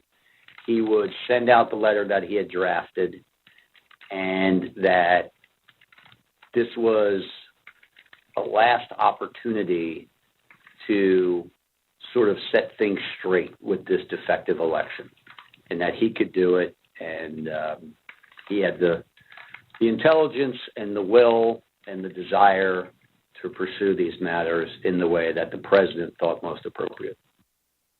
And he was making a pitch, and every time he would get clobbered over the head, he would say, like a call to order, the president's your decision, you get the chance to make this decision, and you've heard everybody and you can make your determination.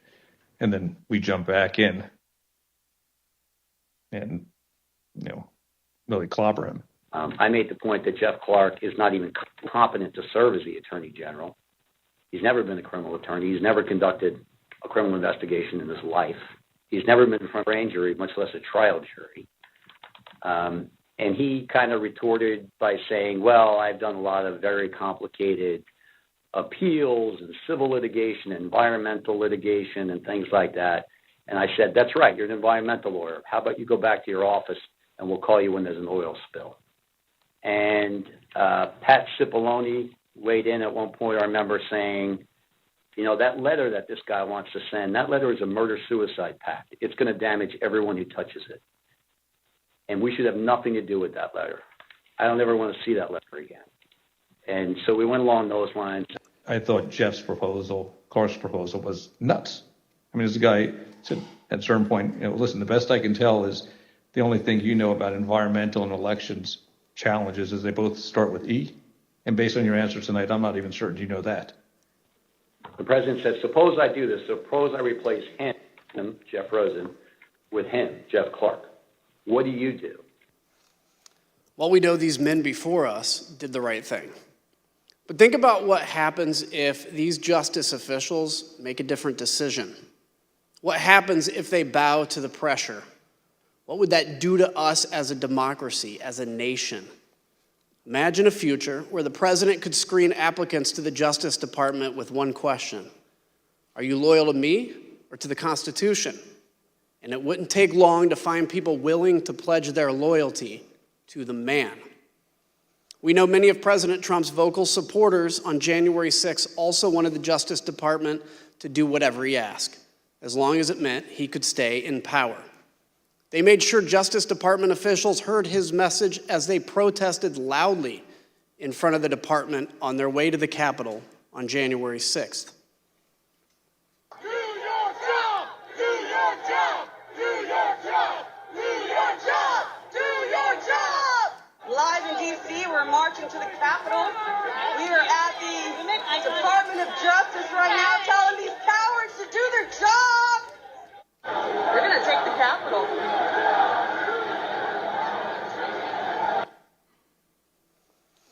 I want to take a moment now to speak directly to my fellow Republicans. Imagine the country's top prosecutor with the power to open investigations, subpoena, charge crimes, and seek imprisonment. Imagine that official pursuing the agenda of the other party instead of that of the American people as a whole. And if you're a Democrat, imagine it the other way around. Today, President Trump's total disregard for the Constitution and his oath will be fully exposed. Now let's get this hearing underway so we can do our part to protect the freedoms that we often take for granted, so that we can see how close we came to losing it all. I now yield back to the chairman. We're joined today by three distinguished witnesses who each served in the Trump administration in the months preceding January 6th. Mr. Jeffrey Rosen served at the Department of Justice from May 2019 until January 2021. With President Trump's nomination and the confirmation of the United States Senate, he became the United States Deputy Attorney General. In December 2020, he took the mantle of Acting Attorney General. Mr. Richard Donahue has served in the Department of Justice for over 14 years. Mr. Donahue was a United States Attorney for the Eastern District of New York, then became Mr. Rosen's Principal Associate Deputy Attorney General, and finally, Acting Deputy Attorney General. Mr. Donahue also served more than 20 years in the United States military, including the 82nd Airborne and the Judge Advocates General Corps. We're also joined by Mr. Stephen Ingle, the former Assistant Attorney General for the Office of Legal Counsel. He was nominated by the former president and confirmed by the Senate during the Trump administration. He served from November 2017 to January 2021 and has now returned to private practice. I will now swear in our witnesses. The witnesses will please stand and raise their right hands. Do you swear unaffirmed under penalty of perjury that the testimony you're about to give is the truth, the whole truth, and nothing but the truth, so help you God? Thank you. You may be seated. Let the record reflect the witnesses all answered in the affirmative. I now recognize myself for questions. First of all, gentlemen, thank you for being here today. All of you served at former President Trump's pleasure at the Department of Justice in top leadership positions with tremendous responsibilities. Former Attorney General Bill Barr told the Select Committee that before he left the department in December 2020, he told President Trump on at least 3 occasions there was no evidence of widespread election fraud that would have changed the results of the presidential election, and refuted numerous specific claims of election fraud the president was making. Mr. Rosen, after Mr. Barr announced his resignation, did Donald Trump continue to demand that the Department of Justice investigate his claims of election fraud? Yes, he asserted that he thought the Justice Department had not done enough. Thank you. From the time you took over from Attorney General Barr until January 3rd, how often did President Trump contact you or the department to push allegations of election fraud? So between December 23rd and January 3rd, the president either called me or met with me virtually every day, with 1 or 2 exceptions like Christmas Day. And before that, because I had been announced that I would become the acting Attorney General before the date I actually did, the president had asked that Rich Donahue and I go over and meet with him, I believe on December 15th as well. So after you had some of these meetings and conversations with the president, what things did the president raise with you? So the common element of all of this was the president expressing his dissatisfaction that the Justice Department, in his view, had not done enough to investigate election fraud. But at different junctures, other topics came up at different intervals. So at one point, he had raised the question of having a special counsel for election fraud. At a number of points, he raised requests that I meet with his campaign counsel, Mr. Giuliani. At one point, he raised whether the Justice Department would file a lawsuit in the Supreme Court. At a couple of junctures, there were questions about making public statements or about holding a press conference. One of the later junctures was this issue of sending a letter to state legislatures in Georgia or other states. And so there were different things raised at different parts of, or different intervals, with the common theme being his dissatisfaction about what the Justice Department had done to investigate election fraud. I will say that the Justice Department declined all of those requests that I was just referencing because we did not think that they were appropriate based on the facts and the law as we understood them. Thank you. So, Mr. Donahue, on December 15th, the day after Attorney General Barr announced his resignation, the president summoned you and Mr. Rosen to the White House. At this meeting with the president, what did he want to discuss? There were a number of topics of discussion that day, Mr. Chairman. Much of the conversation focused on a report that had been recently released relating to Antrim County in Michigan. I believe on December 13th, an organization called the Allied Security Group issued a report that alleged that the Dominion voting machines in that county had a 68% error rate. The report was widely covered in the media. We were aware of it. We obtained a copy of it on the 14th of December, the day prior. We circulated to the U.S. attorneys in Michigan for their awareness. And we had a number of discussions internally, but the conversation with the president on that day, the 15th, was largely focused on that. And he was essentially saying, have you seen this report? He was adamant that the report must be accurate, that it proved that the election was defective, that he in fact won the election, and the department should be using that report to basically tell the American people that the results were not trustworthy. And he went on to other theories as well, but the bulk of that conversation on December 15th focused on Antrim County, Michigan, and the ASOG report. Thank you. Mr. Engel, we know that Attorney General Barr announced on December 1st, 2020, that the Department of Justice had found no evidence of widespread fraud that could have changed the outcome of the election. So from December 1st, 2020 until today, as you sit here, have you ever doubted that top line conclusion? No, I've never had any reason to doubt Attorney General Barr's conclusion. Thank you.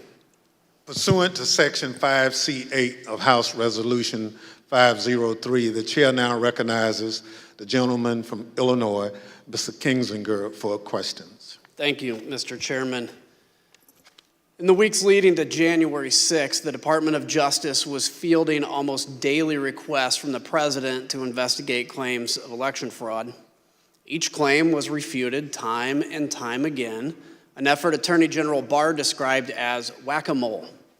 When each of the president's efforts failed, he resorted to installing a new attorney general to say the election was illegal and corrupt, simply so he could stay in power. President Trump started leaning on the Justice Department the first chance he got. On November 29th, his first television interview after the election. Where is the DOJ and the FBI in all of this, Mr. President? You have laid out some serious charges here. Shouldn't this be something that the FBI is investigating? Are they? Missing in action. Is the DOJ investigating? Missing in action. Can't tell you where they are. Republican congressmen echoed the president just 2 days later. They wrote a letter to Attorney General Barr laying into the Justice Department for a, quote, shocking lack of action in investigating the claims of election fraud. That same day, Attorney General Barr stated publicly that President Trump's claims had no merit. Ignoring the top law enforcement officer in the country, Republican congressmen amplified the stolen election message to the American public. Let's listen. And so there's widespread evidence of fraud because people haven't done their jobs.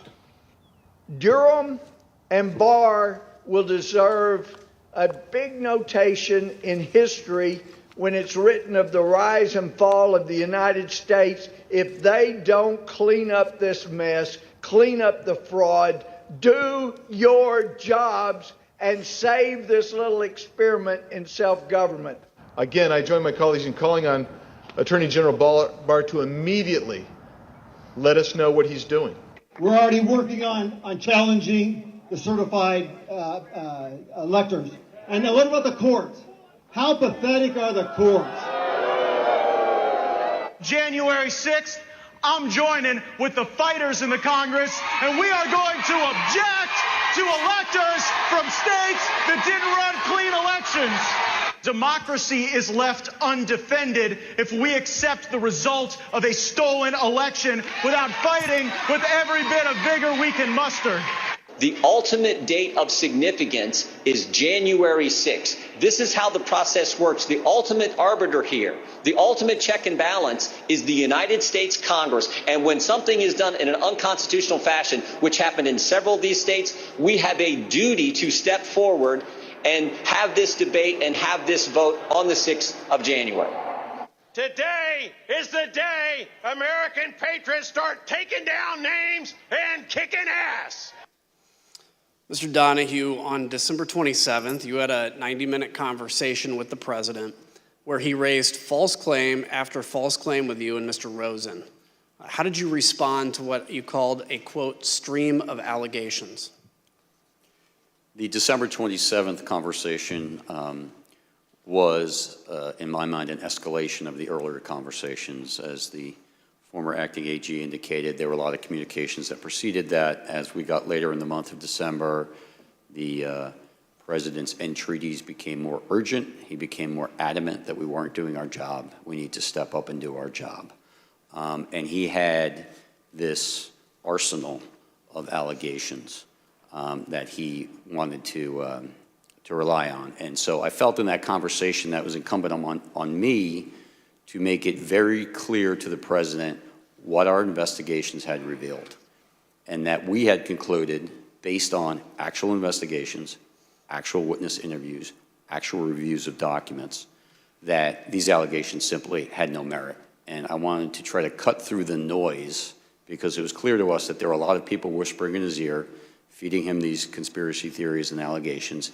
And I felt that being very blunt in that conversation might help make it clear to the president that these allegations were simply not true. And so as he went through them in what for me was a 90-minute conversation or so, and what for the former acting AG was a 2-hour conversation, as the president went through them, I went piece by piece to say, no, that's false, that is not true, and to correct him really in a serial fashion as he moved from one theory to another. Can you give me an example of one or two of those theories? So one that was very clear at that point was the Antrim County, the ASOG report that I mentioned earlier. The Allied Security Operations Group released this report that said 68% error rate. There was, in fact, in Antrim County, a hand recount.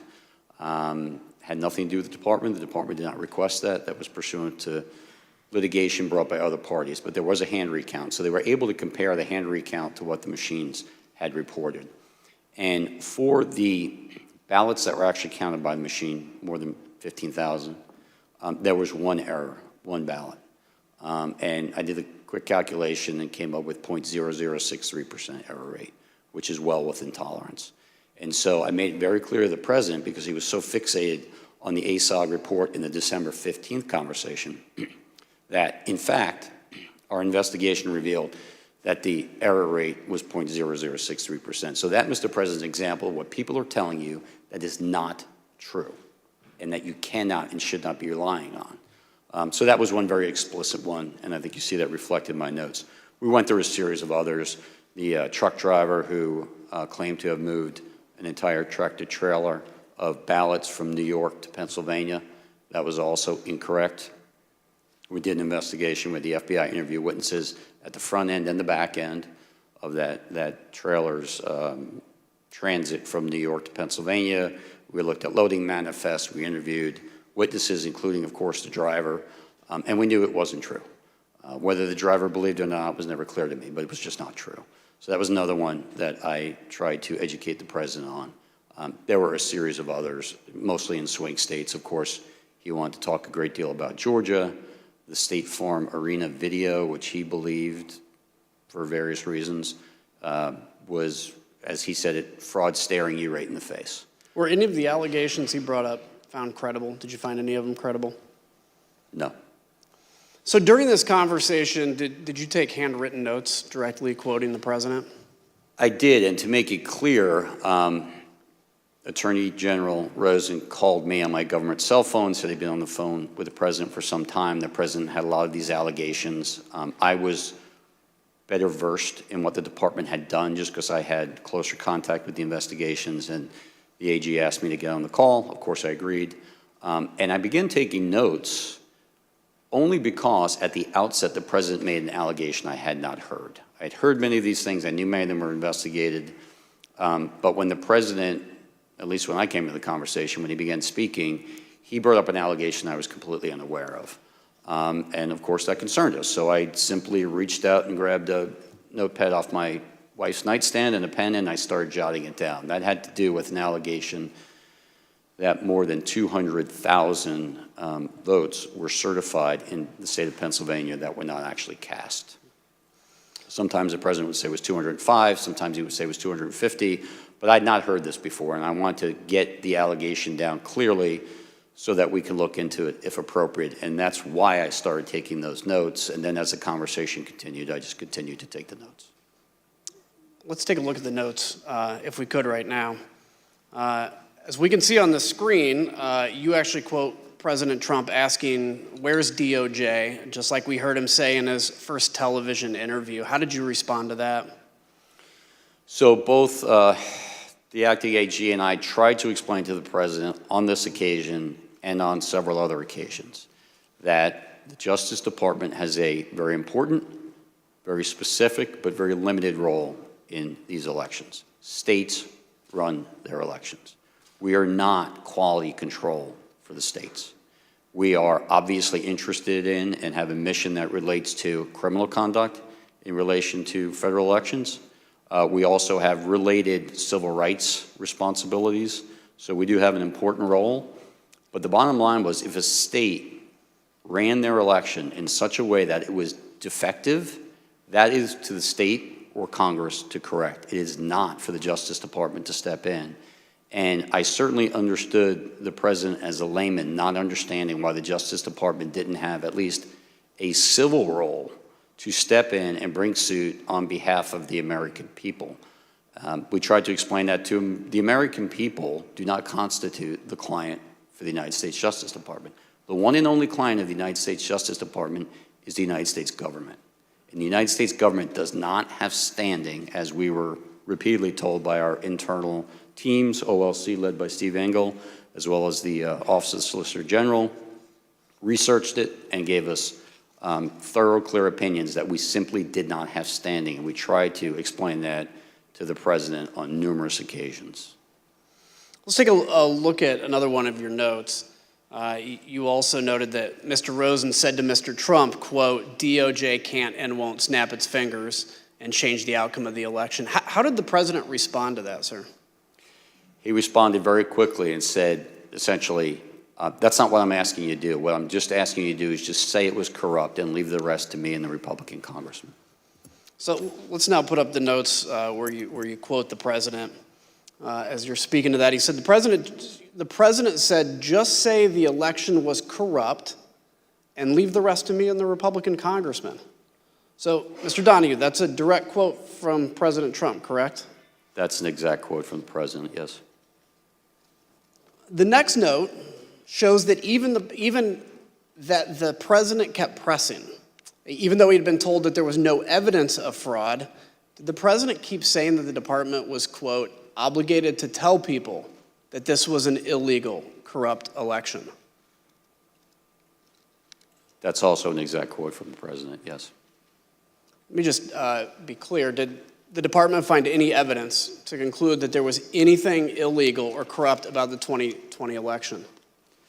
There were isolated instances of fraud.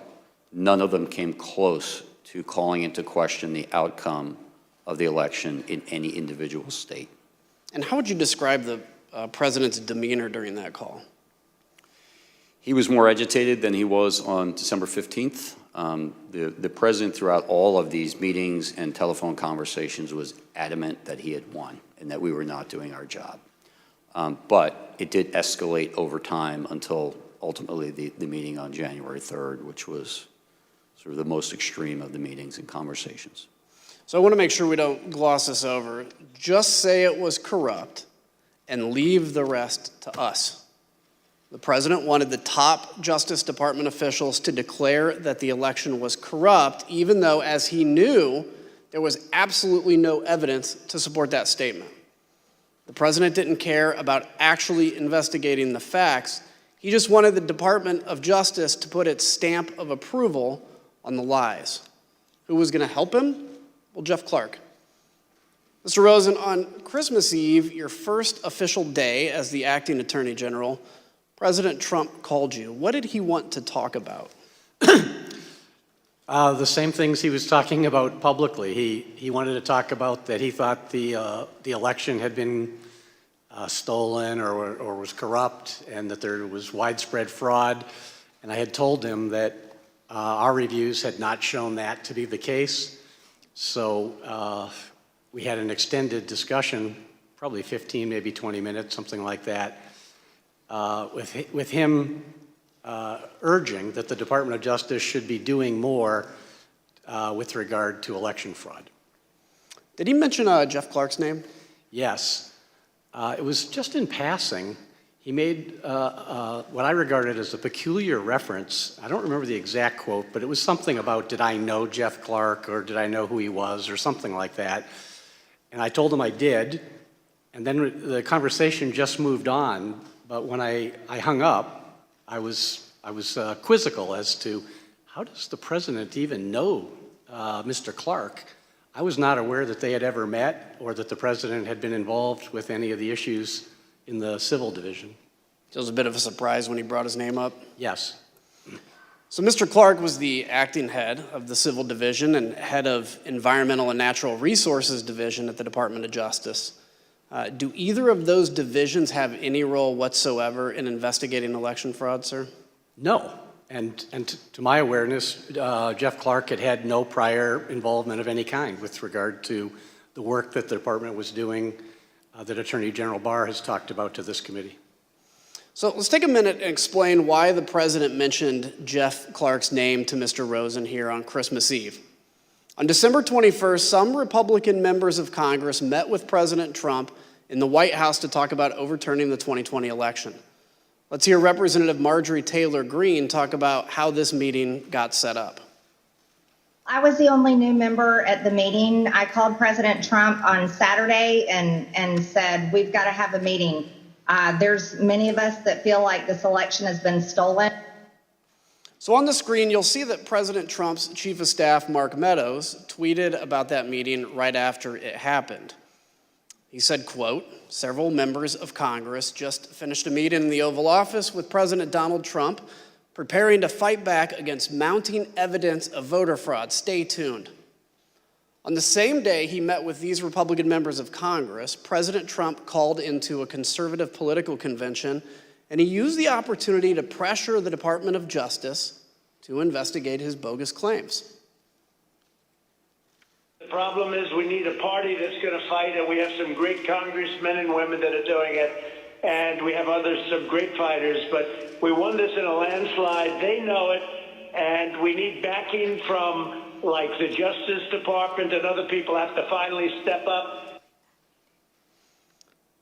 The Select Committee obtained records from the National Archives that show that Scott Perry was one of the congressmen who joined that meeting.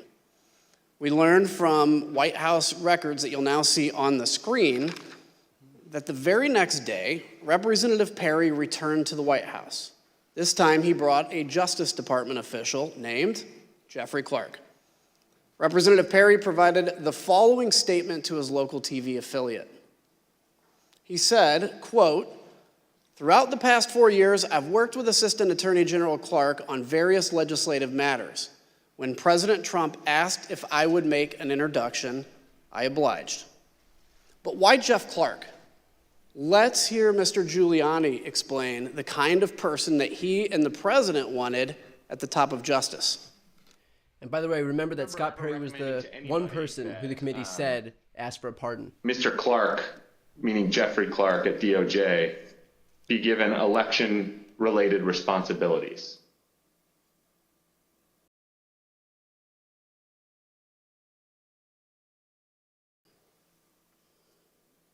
You mean beyond the president? Correct.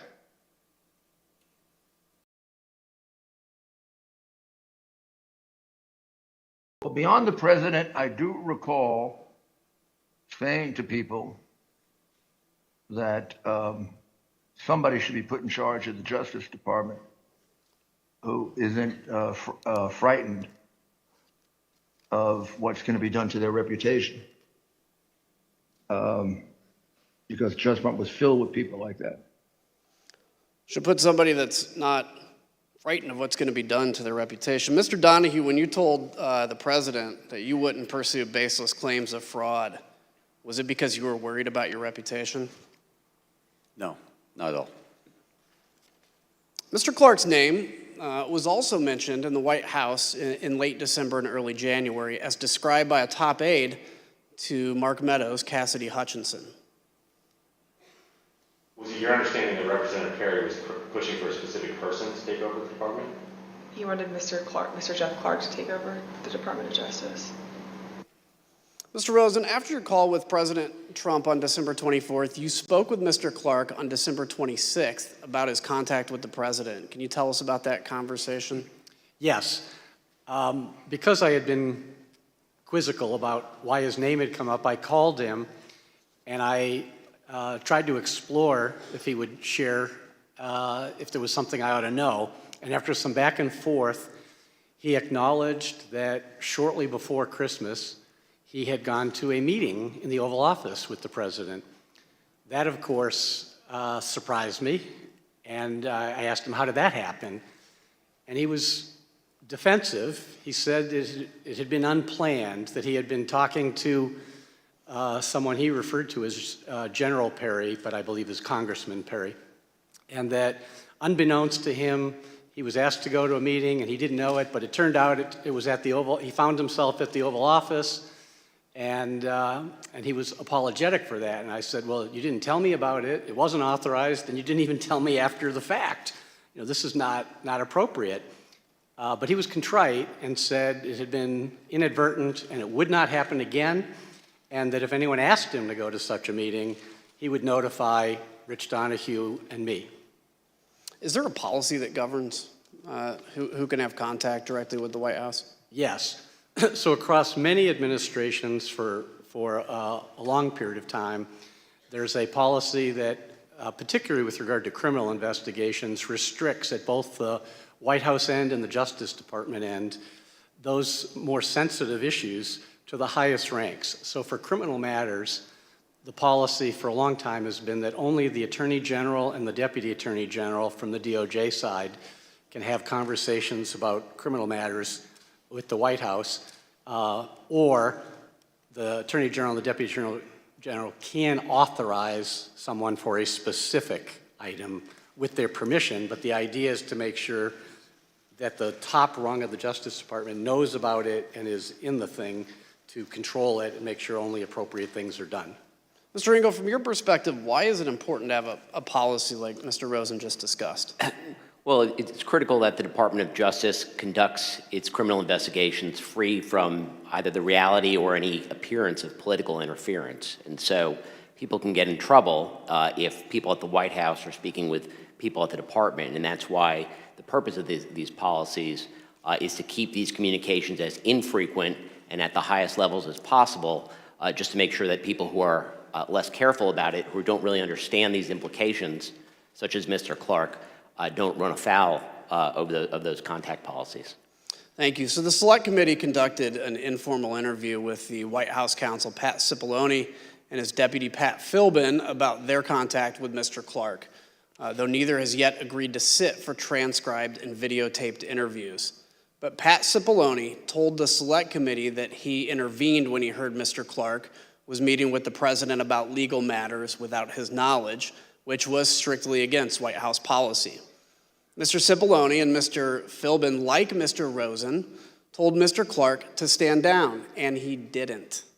On the same day, Acting Attorney General Rosen told Mr. Clark to stop talking to the White House, Representative Perry was urging Chief of Staff Mark Meadows to elevate Clark within the Department of Justice. You can now see on the screen behind me a series of texts between Representative Perry and Mr. Meadows. They show that Representative Perry requested that Mr. Clark be elevated within the department. Representative Perry tells Mr. Meadows on December 26th that, quote, Mark, just checking in as time continues to count down. 11 days to January 6th and 25 days to inauguration, we've got to get going. Representative Perry followed up and says, quote, Mark, you should call Jeff. I just got off the phone with him, and he explained to me why the principal deputy won't work, especially with the FBI. They will view it as not having the authority to enforce what needs to be done. Mr. Meadows responds with, I got it. I think I understand. Let me work on the deputy position. Representative Perry then texts, Roger, just sent you something on Signal. Just sent you an updated file. did you call Jeff Clark? Mr. Donahue, Representative Perry called you the next day on December 27th. Who told him to call you? My understanding is the president did at the outset of the call. Congressman Perry told me that he was calling at the behest of the president. What did he want to talk about? He wanted to talk about Pennsylvania in particular. He gave me some background about, why he in particular doesn't trust the FBI and why the American people don't necessarily trust the FBI. And then he went into some allegations specific to Pennsylvania, which included, amongst others, this allegation that the Secretary of State had certified more votes than were actually cast. Did you direct the local U.S. Attorney's Office to investigate that claim? So Mr. Perry said that he had a great deal of information, that investigations had been done, that there was some sort of forensic type report that would be helpful to me. And I didn't know Congressman Perry. I'd never heard of him before this conversation, but I said, sir, if you've got something that you think is relevant to what the Justice Department's mission is, you should feel free to send it to me. And he did. And I was en route from New York to Washington. I got it. I looked at it on my iPhone. Obviously, I couldn't read the whole thing in transit like that, but I looked at it to get a feel for what it was, and then I forwarded it to the United States Attorney for the Western District of Pennsylvania. Did they get back to you? What did they conclude? Scott Brady looked at it. He was the Western District of Pennsylvania U.S. Attorney. Took him a couple days, but he got back in relatively short order with a pretty clear explanation for why there was no foundation for concern. The Secretary of State had not certified more votes than were actually cast. The difference between the 5.25 that was actually certified by the Secretary of State and the 5 million that was on a public-facing website was that the information on the website was incomplete because 4 counties had not uploaded their data. So no credibility to that. There was zero to that, right. During that call, did Scott Perry mention Mr. Clark, and what did he say about him, if so? He did. He mentioned Mr. Clark. He said something to the effect of, I think Jeff Clark is great, and I think he's the kind of guy who could get in there and do something about this stuff. And this was coming on the heels of the president having mentioned Mr. Clark in the afternoon call earlier that day. Now you know why Perry I'd like to yield to the gentlewoman from Wyoming, Vice Chair Cheney. Thank you very much, Mr. Kinzinger. I thank the gentleman for yielding. As we discussed earlier, at the center of Mr. Clark's plan to undo President Trump's election loss was a letter. Mr. Donahue, on December 28th, Mr. Clark emailed you and Mr. Rosen a draft letter that he wanted you to sign and send to Georgia state officials. You testified that this could have, quote, grave constitutional consequences. Mr. Donahue, can you tell us what you meant by that? Well, I had to read both the email and the attached letter twice to make sure I really understood what he was proposing because it was so extreme to me. I had a hard time getting my head around it initially. But I read it and I did understand it for what he intended, and I had to sit down and sort of compose what I thought was an appropriate response. I actually initially went next door to the acting AG's office, but he was not there. We were both on that email. I knew we would both have probably a very similar reaction to it. He was not in his office, so I returned to my office and I sat down to draft a response because I thought it was very important to give a prompt response rejecting this out of hand. There were, in my response, I explained a number of reasons this is not the department's role to suggest or dictate to state legislatures how they should select their electors. But more importantly, this was not based on fact. This was actually contrary to the facts as developed by department investigations over the last several weeks and months. So I responded to that, and for the department to insert itself into the political process this way, I think would have had grave consequences for the country. It may very well have spiraled us into a constitutional crisis, and I wanted to make sure that he understood the gravity of the situation because he didn't seem to really appreciate it. And what was Mr. Clark's reaction when you sent this email to him? He didn't respond directly to the email, but we met shortly after that. After I sent the email, the acting AG returned. I went to his office. He had just read it. He had a very similar reaction to me. He was exasperated, and he told me that he had told one of his administrative assistants to get Jeff Clark up here. We want to talk to him face to face about this. And so the three of us then had a meeting probably around 1800 that night in the Deputy Attorney General's conference room. And one of the things that you said to Mr. Clark is, quote, "What you are doing is nothing less than the United States Justice Department meddling in the outcome of a presidential election." And I assume you conveyed that to him as well in your meeting that evening? Yes, in those very words. It was a very contentious meeting, but yes, that was said amongst other things. And despite this contentious meeting and your strong reaction to the letter, did Mr. Clark continue to push his concept in the coming days? He did, yes. We had subsequent meetings and conversations. The acting AG probably had more contact with him than I did, but between the 28th and the 2nd, when we had another in-person meeting, he clearly continued to move down this path. He began calling witnesses and apparently conducting investigations of his own. He got a briefing from DNI about purported foreign intelligence interference.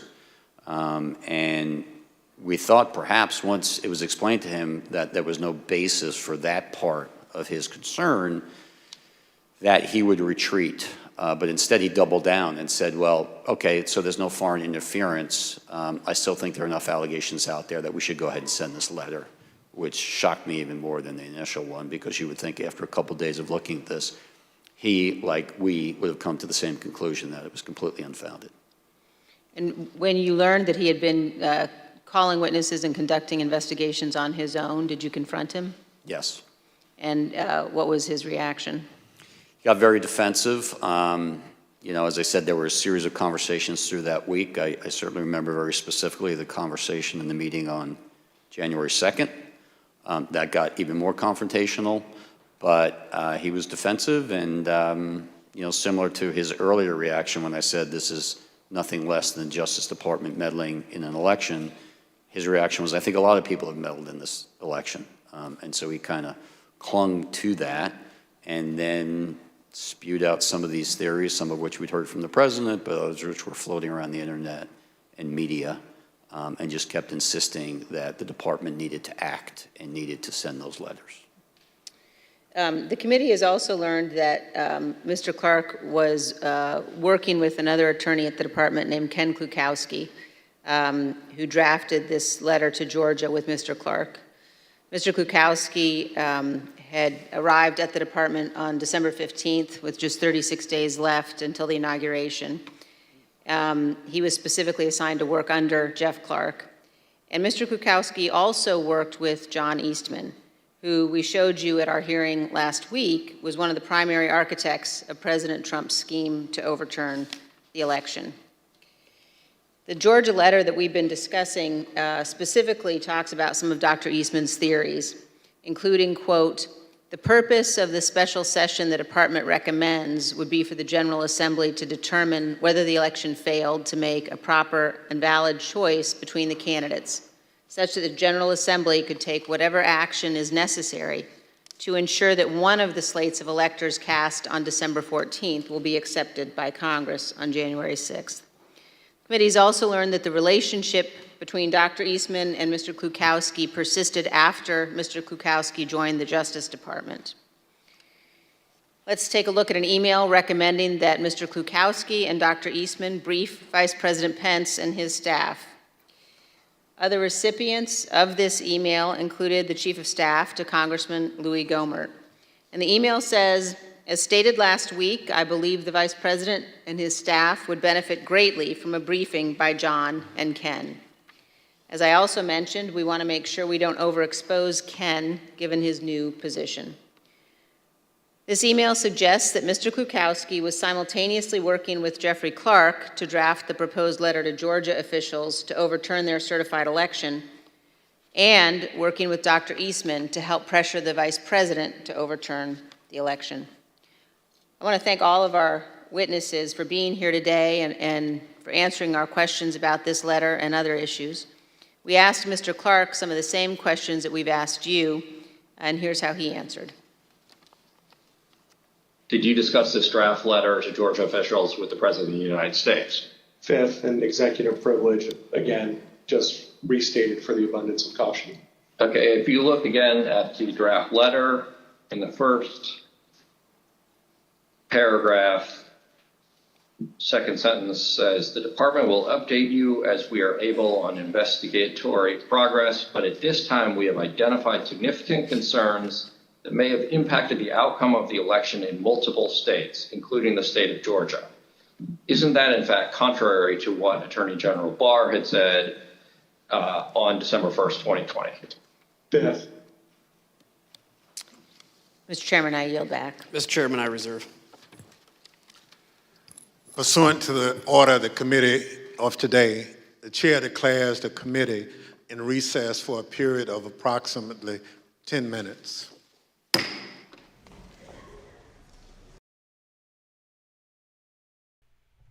Okay, a lot that we heard from these DOJ officials. I just want to read what I think are some of the more important points. We just have 10 minutes here, so I'll try to make sure that we can fit everything.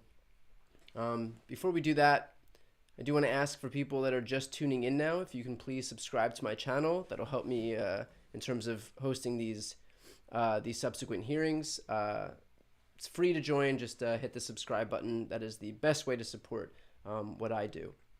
Okay, just a few quotes that I think were especially important. First of all, Liz Cheney said that they'll identify some of the Republican congressmen who asked Trump for pardons at the end of this committee hearing. We already know that Scott Perry had requested a pardon.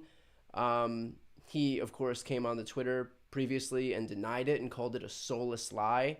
I tell you what, if Scott Perry didn't request a pardon, he should have, because this doesn't look great for him that he was coordinating meetings between the White House and DOJ, hopeful DOJ officials who were specifically selected because they were known to be willing to do Trump's bidding to overturn the election results.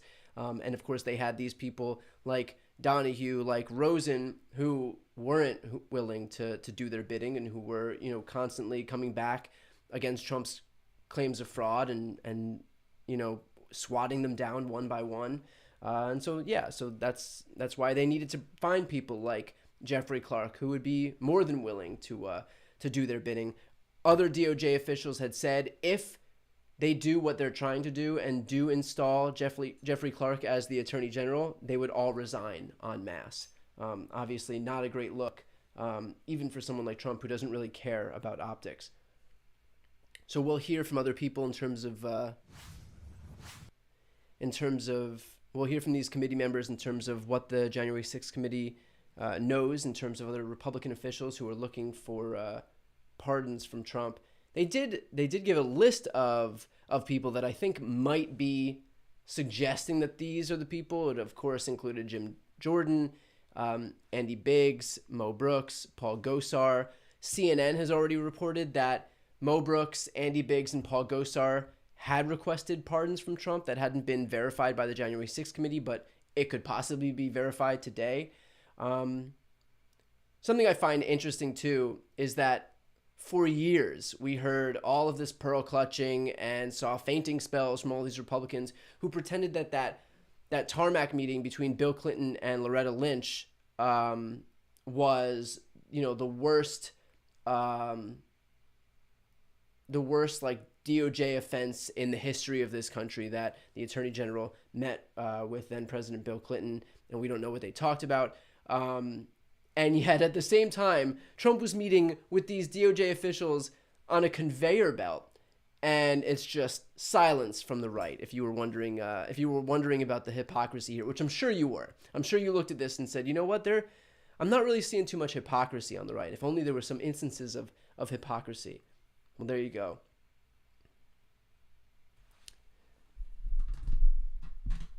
Let's pull this a little closer. Maybe make it a little bit easier to hear here. I'll also raise the gain a little bit on my mic.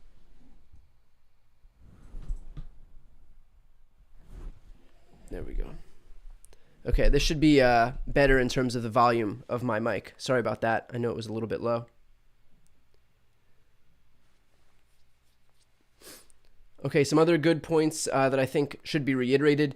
Giuliani had testified in his deposition, quote, "Someone should be put in charge of the Justice Department who isn't frightened of what's going to be done to their reputation." And that's while advocating for Jeffrey Clark to be put in charge of the DOJ.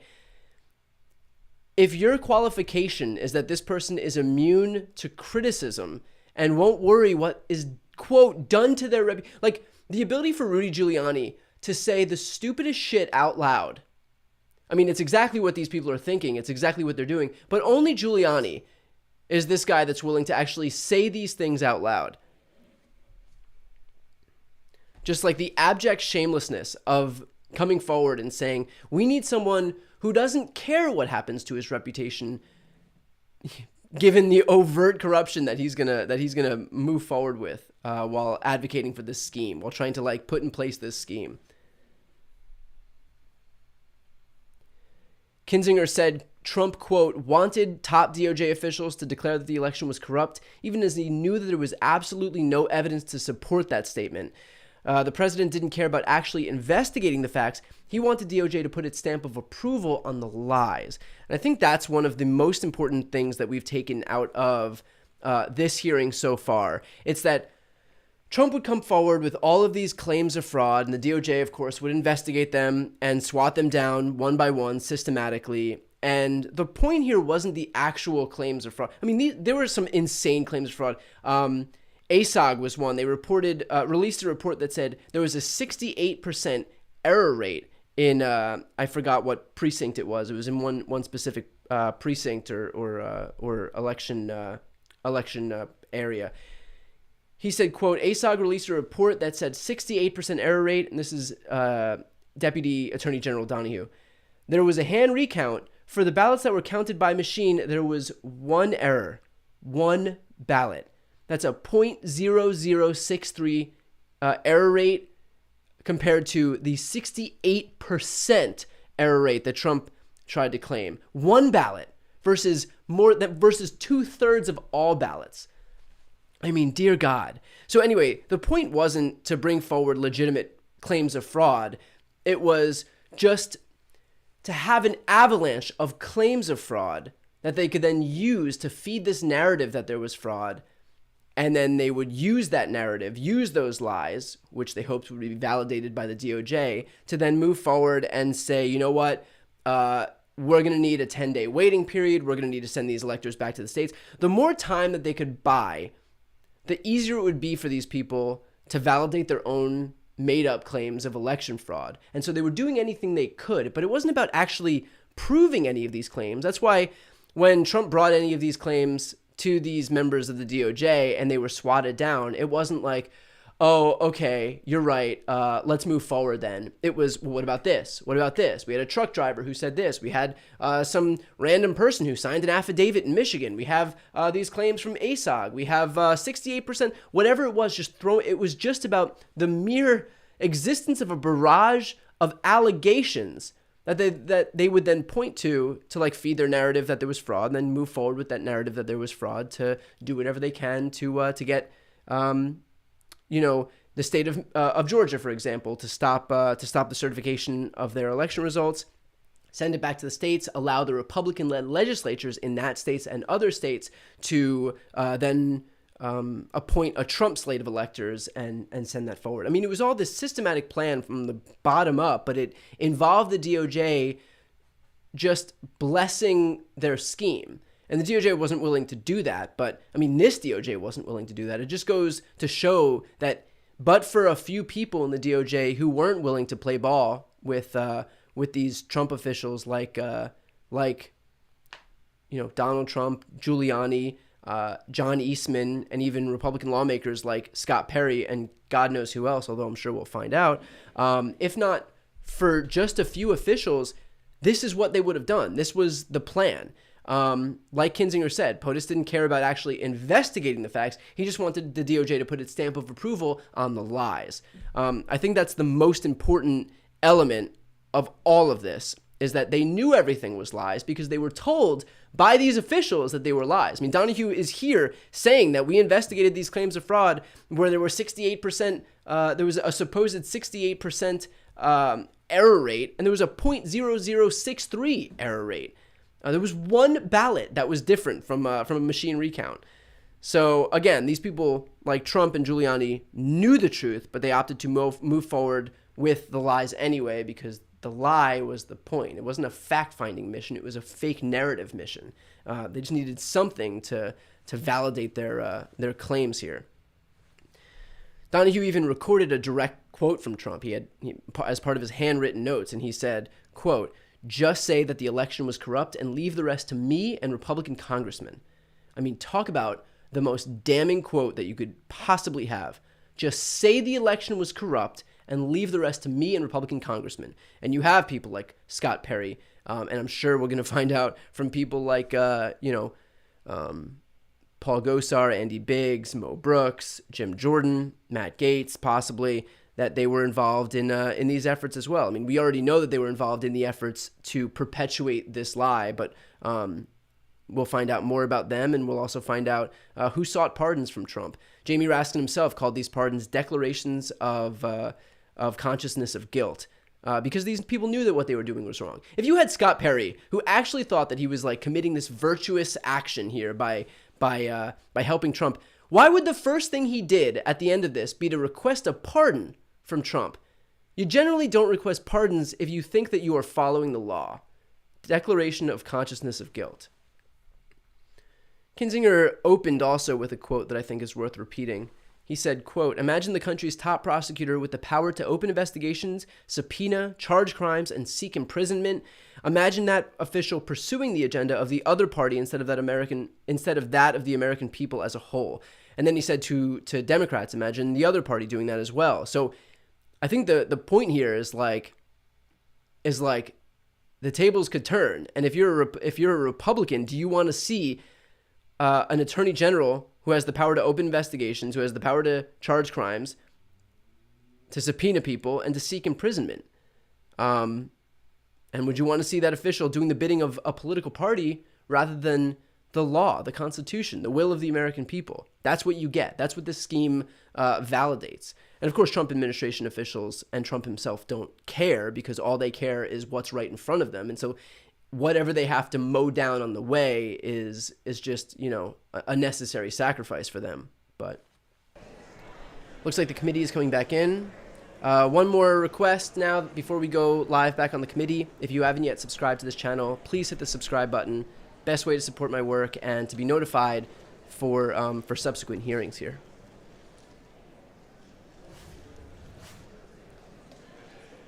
Again, it's free to subscribe. I don't charge anything, so if you haven't yet hit the subscribe button, please do me that favor and just throw me a subscribe. Thank you, and I'll end the shameless self-promotion now.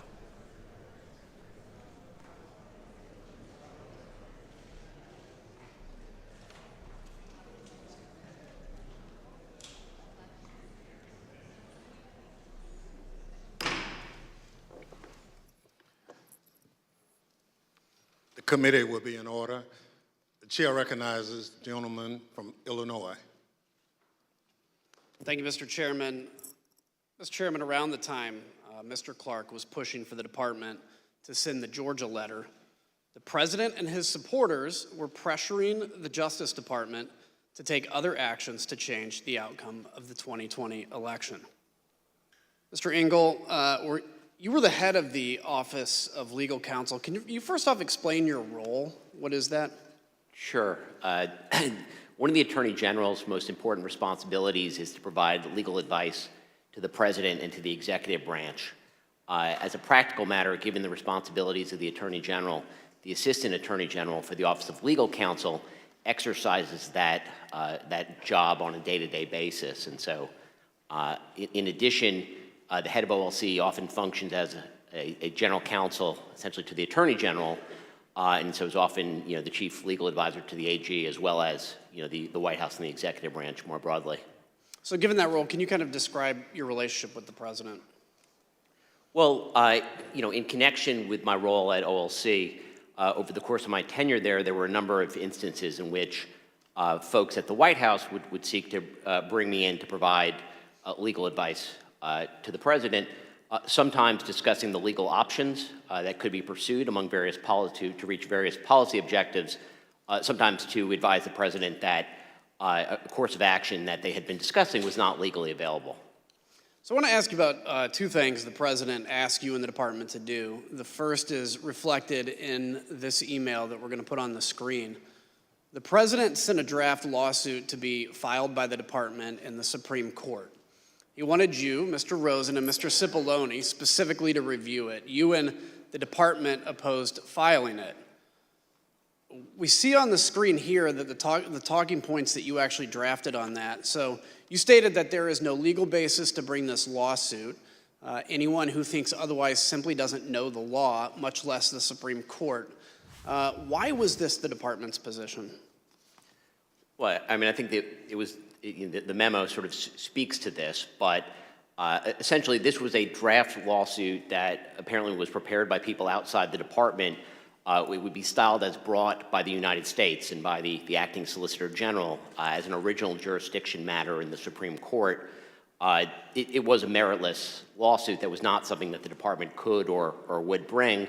You know, somebody obviously prepared it, handed it to the president, and he forwarded it on for our review. But that memo explains why the Department of Justice, as Mr. Donahue said earlier, doesn't have any standing to bring such a lawsuit. The lawsuit would have been untimely. The states had chosen their electors. The electors had been certified. They'd cast their votes. They'd been sent to Washington, D.C. Neither Georgia nor any of the other states on December 28th or whenever this was in a position to change those votes. Essentially, the election had happened. The only thing that hadn't happened was the formal counting of the votes. And so obviously, the person who drafted this lawsuit didn't really understand, in my view, the law and or how the Supreme Court works or the Department of Justice. So it was just not something we were going to do. And the acting Attorney General asked me to prepare a memo with talking points so that he could explain our reasons when he spoke with the president about this. So would you say it was an unusual request? It was certainly you said the request that the department file a lawsuit from drafted by outside lawyers was certainly an unusual request. There was another issue you were asked to look into. In mid-December, did the White House ask Attorney General Barr to consider whether a special counsel could be appointed to look into election fraud issues? Yes. I mean, I think the president was probably vocal at the time that he believed that special counsel was something that should be considered to look into election fraud, and there is a specific, request where the Attorney General sought my legal advice in the middle of December. And what was your conclusion? What conclusion did you reach? So this request was whether the Attorney General could appoint as a special counsel a state Attorney General to conduct an investigation. I mean, as a legal matter, under federal law, the Attorney General actually has fairly wide discretion to delegate prosecutorial authority, including to state prosecutors, which happens to assist the department, and not uncommonly, obviously, a state Attorney General exercising prosecutorial authority on behalf of the Department of Justice would be fairly uncommon. When we looked at the issue, what we saw is actually that the state was Louisiana, that the state law precluded the Louisiana Attorney General from accepting any position, any official position on behalf of the United States government. So that answered the question that it was not legally available. So during your time at the department, was there ever any basis to appoint a special counsel to investigate President Trump's election fraud claims? Well, neither Attorney General Barr nor Acting Attorney General Rosen did appoint a special counsel. You would appoint a special counsel when the department, when there's a basis for an investigation and the department essentially has a conflict of interest. It's important to get someone who's independent outside the department to handle such an investigation. Neither Attorney General Barr nor Acting Attorney General Rosen ever believed that that was appropriate or necessary in this case. In fact, Attorney General Barr had already told the president that there was no need for this special counsel. He actually stated that publicly, and we'll see that here in a video from December 21st. To the extent that there's an investigation, I think that it's being handled responsibly and professionally currently within the department, and to this point I have not seen a reason to appoint a special counsel, and I have no plan to do so before I leave. So remember that December 21st was the same day President Trump met with Republican members at the White House to strategize about how to overturn the election, while his Attorney General is out telling the public, again, that there was no widespread evidence of election fraud.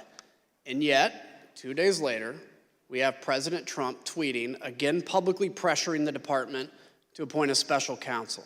He said, quote, "After seeing the massive voter fraud in the 2020 presidential election, I disagree with anyone that thinks a strong, fast, and fair special counsel is not needed immediately.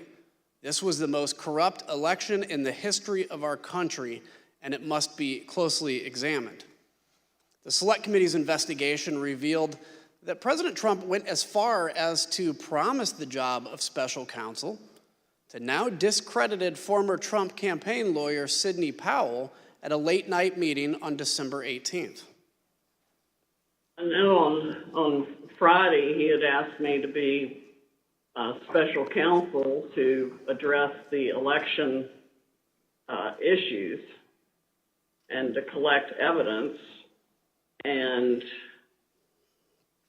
he was extremely frustrated with the lack of, I would call it, law enforcement by any of the government agencies that are supposed to act to protect the rule of law in our republic. So let's think here, what would a special counsel do? With only days to go until election certification, it wasn't to investigate anything.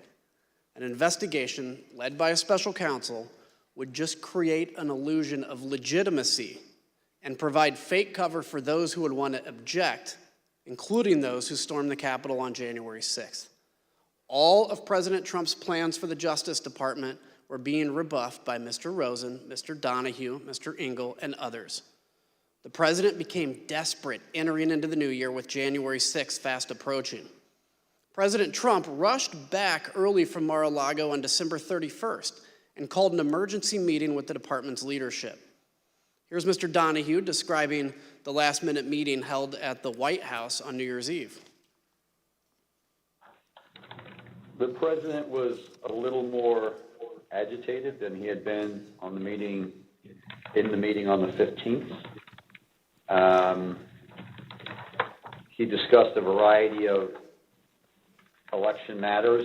He did say, this sounds like the kind of thing that would warrant appointment of a special counsel. There was a point at which the president said something about, why don't you guys seize machines? Mr. Rosen, the president asked you to seize voting machines from state governments. What was your response to that request? We had seen nothing improper with regard to the voting machines, and I told them that the real experts at that had been at DHS, and they had briefed us that they had looked at it and that there was nothing wrong with the voting machines. And so that was not something that was appropriate to do. So there would be no factual basis to seize machines. Mr. Donahue, I don't think there was legal authority either. Yeah, Mr. Donahue, can you explain what the president did after he was told that the Justice Department would not seize voting machines? The president was very agitated by the acting attorney general's response, and to the extent that machines and the technology was being discussed, the acting attorney general said that the DHS, Department of Homeland Security, has expertise in machines and certifying them and making sure that the states are operating them properly.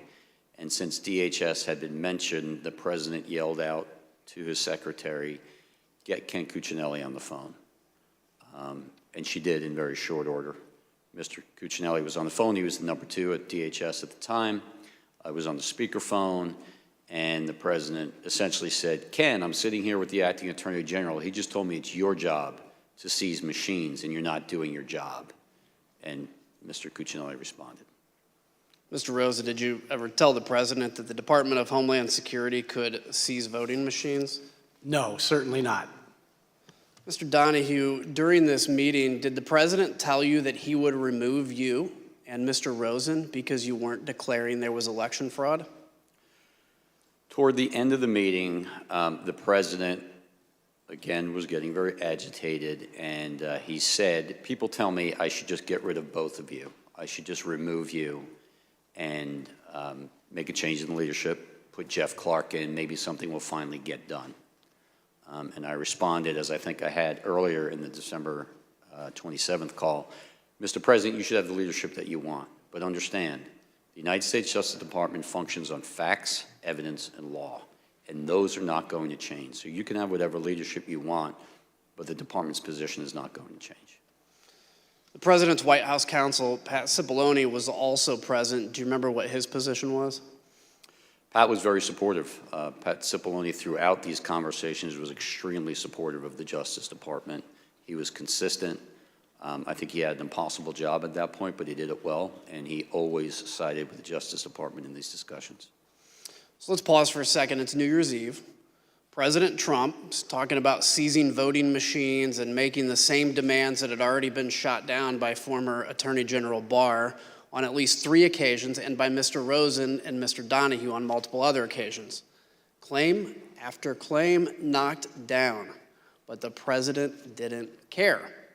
The next day, Chief of Staff Mark Meadows sent a flurry of emails to you, Mr. Rosen, asking that the department look into a new set of allegations. We're going to put those emails here on the screen.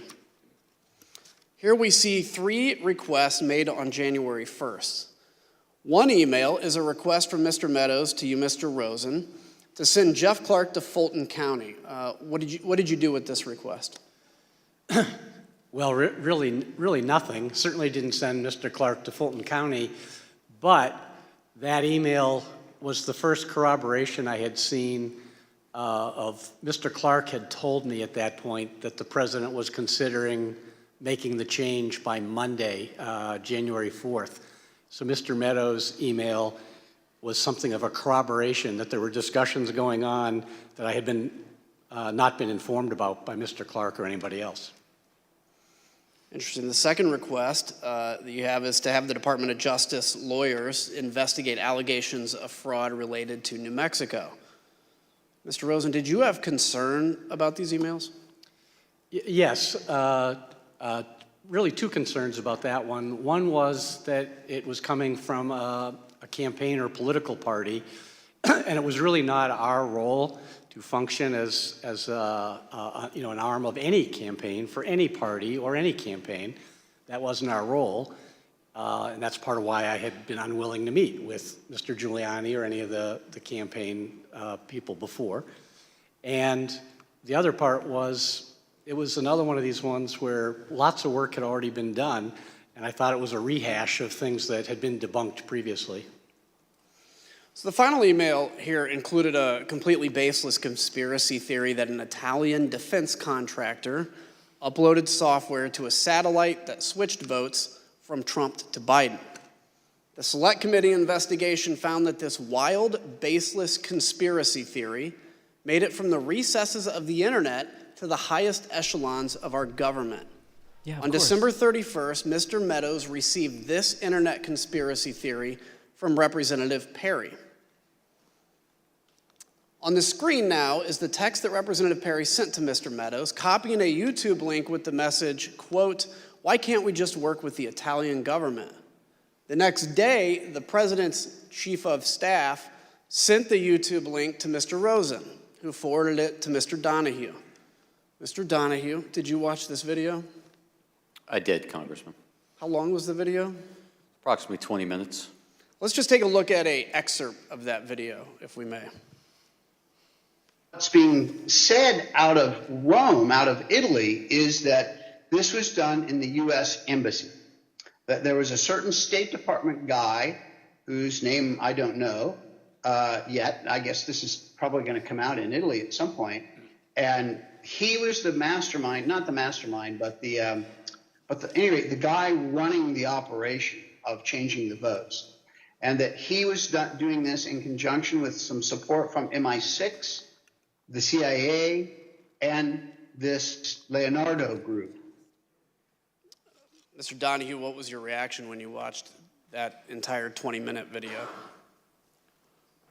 I emailed the acting attorney general and I said pure insanity, which was my impression of the video, which was patently absurd. Mr. Rosen, you were asked by Mr. Meadows to meet with Mr. Johnson, who is the person in that video. What was your reaction to that request? So ordinarily, I'd get an email like this and there was no phone call. It would just, come over the transom. But this one, he called me, Mr. Meadows, and asked me to meet with Mr. Johnson. And I told him this whole thing about Italy had been debunked, and that should be the end of that, and I certainly wasn't going to meet with this person. And he initially seemed to accept that. He said, well, why won't you meet with him? I said, because if he has real evidence, which this video doesn't show, he can walk into an FBI field office anywhere in the United States. There's 55 of them. And he said, okay.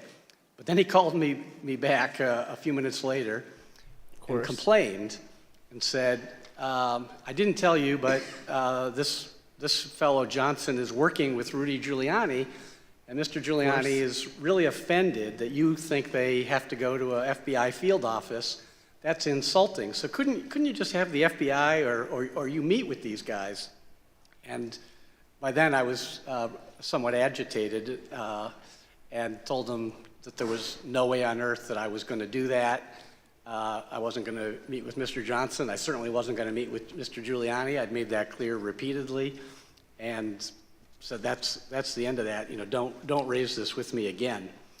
And so, because Mr. Donahue and I had been exchanging our views about this, I think it was 7:13 on a Friday night of New Year's Day. I had run out of patience, and I sent the email that you're talking about, where I made pretty clear that I had no interest in doing anything further with this. Just to button this up, Mr. Donahue, did you receive a follow-up call from a Department of Defense official about this conspiracy? I did. I believe it was that same day. Can you give details on that at all? I received a telephone call from Kash Patel, who I know was a DOD official at that time, worked for, I believe, Acting Secretary of Defense Miller, and he didn't know much about it. He basically said, do you know anything about this Italy thing and what this is all about? And I informed him that the Chief of Staff had raised the issue with us in his office on December 29th, that we had looked into it a little bit. We had run the name that was provided to us by the Chief of Staff. I learned that that individual was in custody in Italy. He had been arrested for a cyber offense of some sort in Italy. The allegation was that he had been exfiltrating data from his company. He was either an employee or a contractor of that company, and he was in custody. That the whole thing was very, very murky at best, and the video was absurd. But that we, the department, were not going to have anything to do with it, and DOD should make up its own mind as to what they're going to do. But I made it clear to him that I didn't think it was anything worth pursuing. She called the video absurd, and despite the absurdity of that conspiracy theory, we learned that Mr. Meadows discussed it frequently in the White House. And Mr. Meadows didn't let the matter go. The request went from the Department of Justice to the Secretary of Defense, Christopher Miller. As you'll hear, Secretary Miller actually reached out to a high-ranking official based in Italy to follow up on this claim. The ask for him was, can you call out the defense attaché Rome and find out what the heck's going on, because I'm getting all these weird, crazy reports, and probably the guy on the ground knows more than anything. The Select Committee confirmed that a call was actually placed by Secretary Miller to the attaché in Italy to investigate the claim that Italian satellites were switching votes from Trump to Biden. This is one of the best examples of the lengths to which the President Trump would go to stay in power. We just live in the dumbest timeline. The internet to support his conspiracy theories shown here, as he told Mr. Donahue in that December 27th call, quote, "You guys may not be following the internet the way I do." That's for sure. President Trump's efforts to this point had failed. Stonewalled by Mr. Rosen and Mr. Donahue, President Trump had only one option. He needed to make Clark acting Attorney General. Mr. Rosen, during a January 2nd meeting with Mr. Clark, did you confront him again about his contact with the president? And if so, can you describe that? So at this point, Mr. Clark had told us that the president had asked him to consider whether he would be willing to replace me, supposedly on a timetable by Monday, the 4th. And so I had told Mr. Clark I thought he was making a colossal error in judgment, but I also hoped to persuade him to be more rational and to understood what we had understood, that there's not a factual basis for the fraud assertions that are being made. So at this meeting, Mr. Donahue and I met with Mr. Clark, and I guess my hopes were disappointed in that Mr. Clark continued to express view that he thought there was fraud, even though he had not been a participant in the department's review of that, and that he was dissatisfied that we knew what we were doing. So, but he had acknowledged that he had had further, I don't know if it was meeting or phone calls or what, but further discussion with the president, despite having, a week earlier said that if he wouldn't do that, and if he did, if he got an invitation to do that, he would let Rich Donahue or me know. So it was a contentious meeting where we were chastising him that he was insubordinate, he was out of line, he had not honored his own representations of what he would do, and he raised again that he thought that letter should go out, and we were not receptive to that. Did he tell you in that the president had offered him the job of acting attorney general?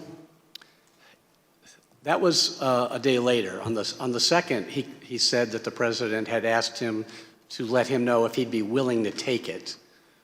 Subsequently, he told me that on Sunday the 3rd, he told me that the timeline had moved up and that the president had offered him the job and that he was accepting it. Well, let's ask about that. What was your reaction to that? Well, on the one hand, I wasn't going to accept being fired by my subordinate, so I wanted to talk to the president directly. With regard to the reason for that is I wanted to try to convince the president not to go down the wrong path that Mr. Clark seemed to be advocating. And it wasn't about me. There's only 17 days left in the administration at that point.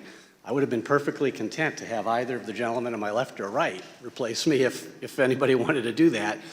But I did not want for the Department of Justice to be put in a posture where it would be doing things that were not consistent with the truth, were not consistent with its own appropriate role, or were not consistent with the Constitution.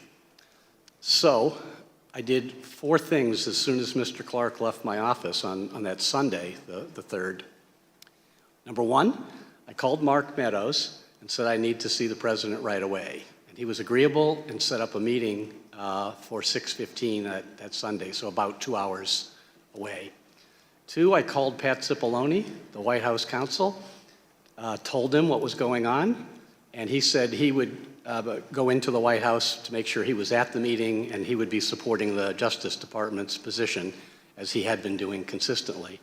3, I called Steve Engel, who was, I was at the department, it was a Sunday, but there had been some reasons I needed to be there. Mr. Engel, I called at home and asked him if he would come in and go to the meeting, which he did. It proved to be quite helpful. And then number 4, I asked Rich Donahue and Pat Hovakimian, who had previously been my chief of staff, to get the department's senior leadership on a call and let them know what was going on, and which they did. And then Eric Hirschman called me to tell me that he was going to go to the meeting and that he would be supporting the Department of Justice position as well. So I knew that the meeting was on course and that I would have a number of people supportive of the Department of Justice's approach and not supportive of Mr. Clark's approach. Did Mr. Clark ask you to continue to stay at the department? At that Sunday meeting, when he told me that he would be replacing me, he said that he had asked to see me alone, because usually he had met with me and Mr. Donahue, because he thought it would be appropriate in light of what was happening to at least offer me that I could stay on as his deputy. I thought that was preposterous. Told him that was nonsensical and that there's no universe where I was going to do that, to stay on and support someone else doing things that were not consistent with what I thought should be done. So I didn't accept that offer, if I can put it that way. And during that meeting, did Mr. Clark ask you to sign the Georgia letter? That was on the Saturday meeting, January 2nd, that Mr. Donahue and I had with him. He again raised with both of us that he wanted us to, both to sign that letter, actually.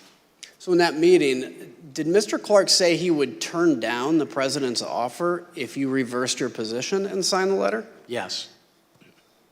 Did Mr. Clark, so you still refused to sign and send that letter, I take it? That's right. I think Mr. Donahue and I were both very consistent that there was no way we were going to sign that letter, and it didn't matter what Mr. Clark's proposition was in terms of his own activities. We were not going to sign that letter as long as we were in charge of the Justice Department. Thank you for that, by the way. Mr. Donahue, were you expecting to have to attend a meeting at the White House on Sunday, January 3rd? No. As the acting AG indicated, we had a meeting that afternoon that related to preparations for January 6th, so I was at the department, but I had no expectation of leaving the department. It was a Sunday afternoon, and I was there in civilian clothes, as we both were, and expected to have that meeting, do some other work, but I had no expectation of going to the White House that day.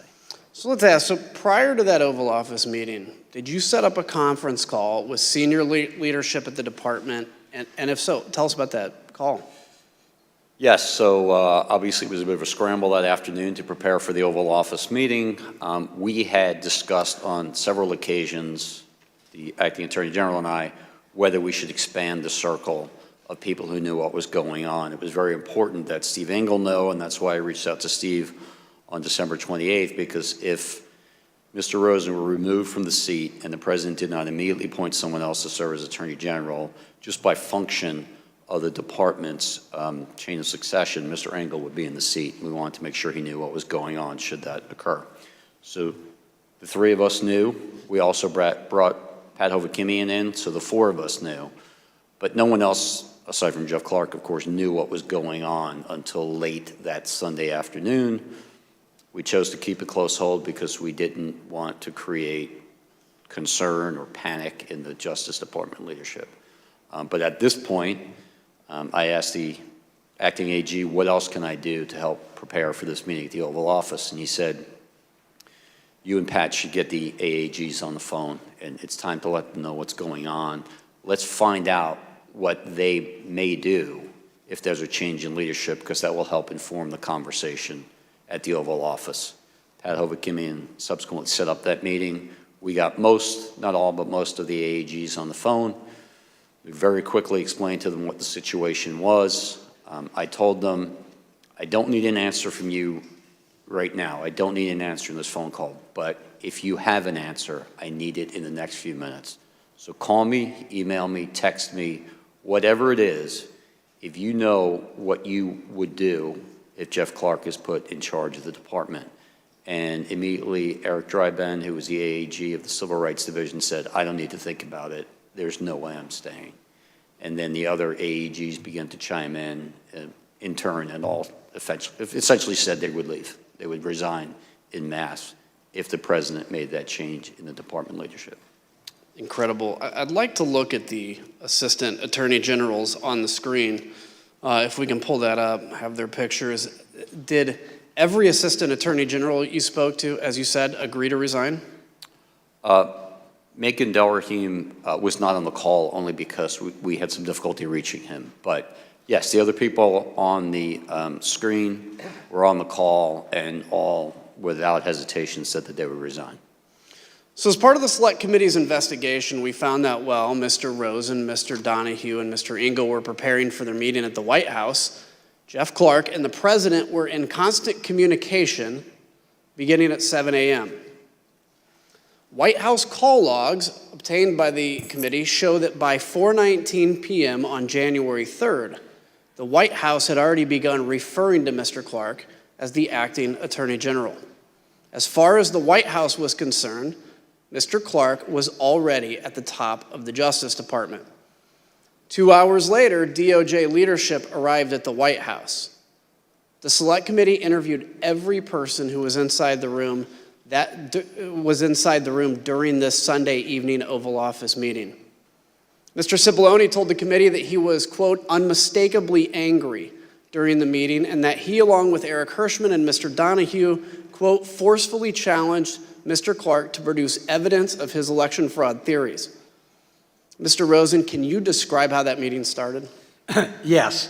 So after some preliminaries, so Mr. Meadows had ushered us all in, and then he left. So Mr. Cipollone did some introductions and things. So after some preliminaries, the president turned to me and he said, well, one thing we know is you, Rosen, you aren't going to do anything. You don't even agree with the claims of election fraud. And this other guy at least might do something.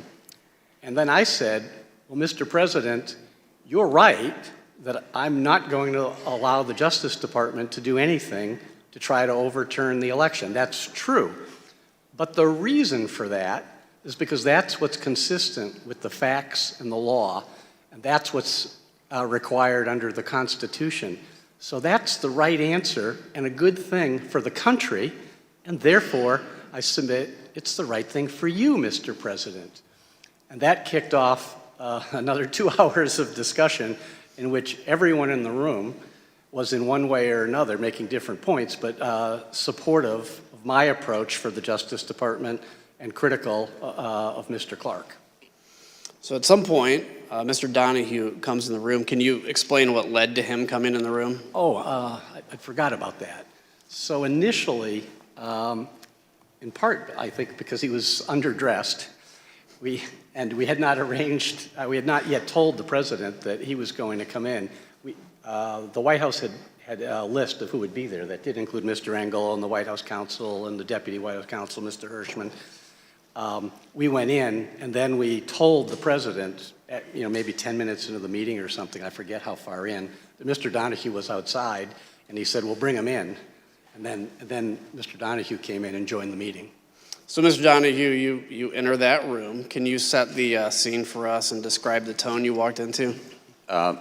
Yes, but if I could just back up one moment, Congressman, because you put the pictures up on the screen of the AAGs. I just want to make clear, one of the AAGs who was not on the screen was John Demers. John was the National Security Division AAG.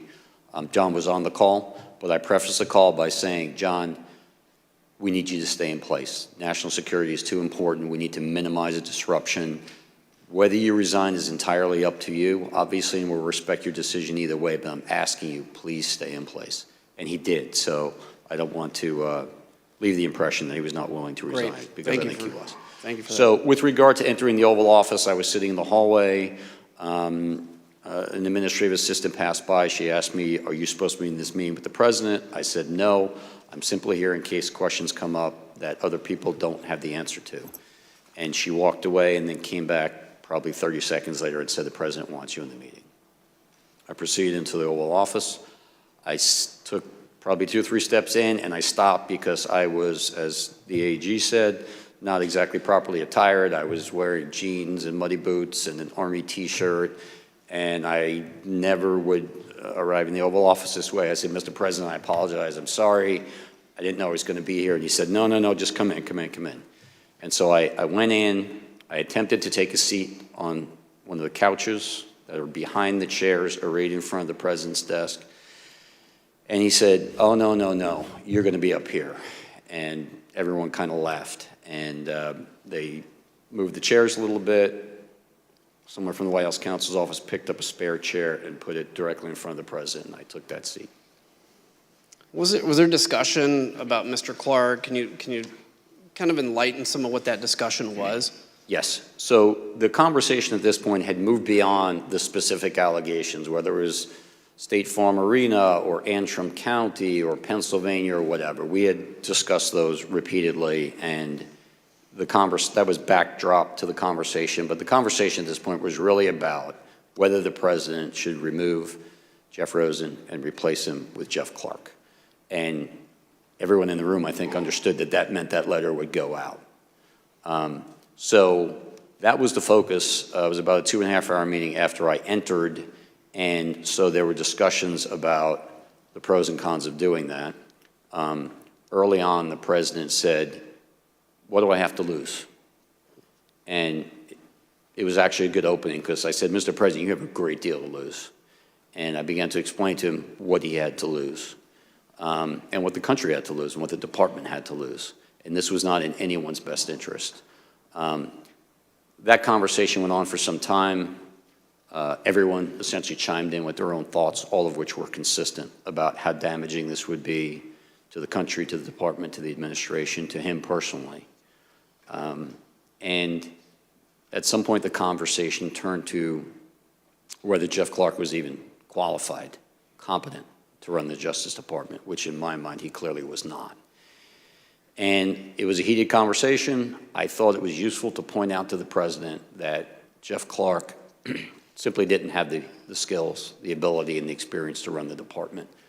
And so I said, "Mr. President, you're talking about putting a man in that seat who has never tried a criminal case, who's never conducted a criminal investigation. He's telling you that he's going to take charge of the department, 115,000 employees, including the entire FBI, and turn the place on a dime and conduct nationwide criminal investigations that will produce results in a matter of days. It's impossible, it's absurd, it's not going to happen, and it's going to fail." He has never been in front of a trial jury, a grand jury. He's never even been to Chris Wray's office. I said at one point, if you walked into Chris Wray's office, one, would you know how to get there? And two, if you got there, would he even know who you are? And do you really think that the FBI is going to suddenly start following your orders? It's not going to happen. He's not competent.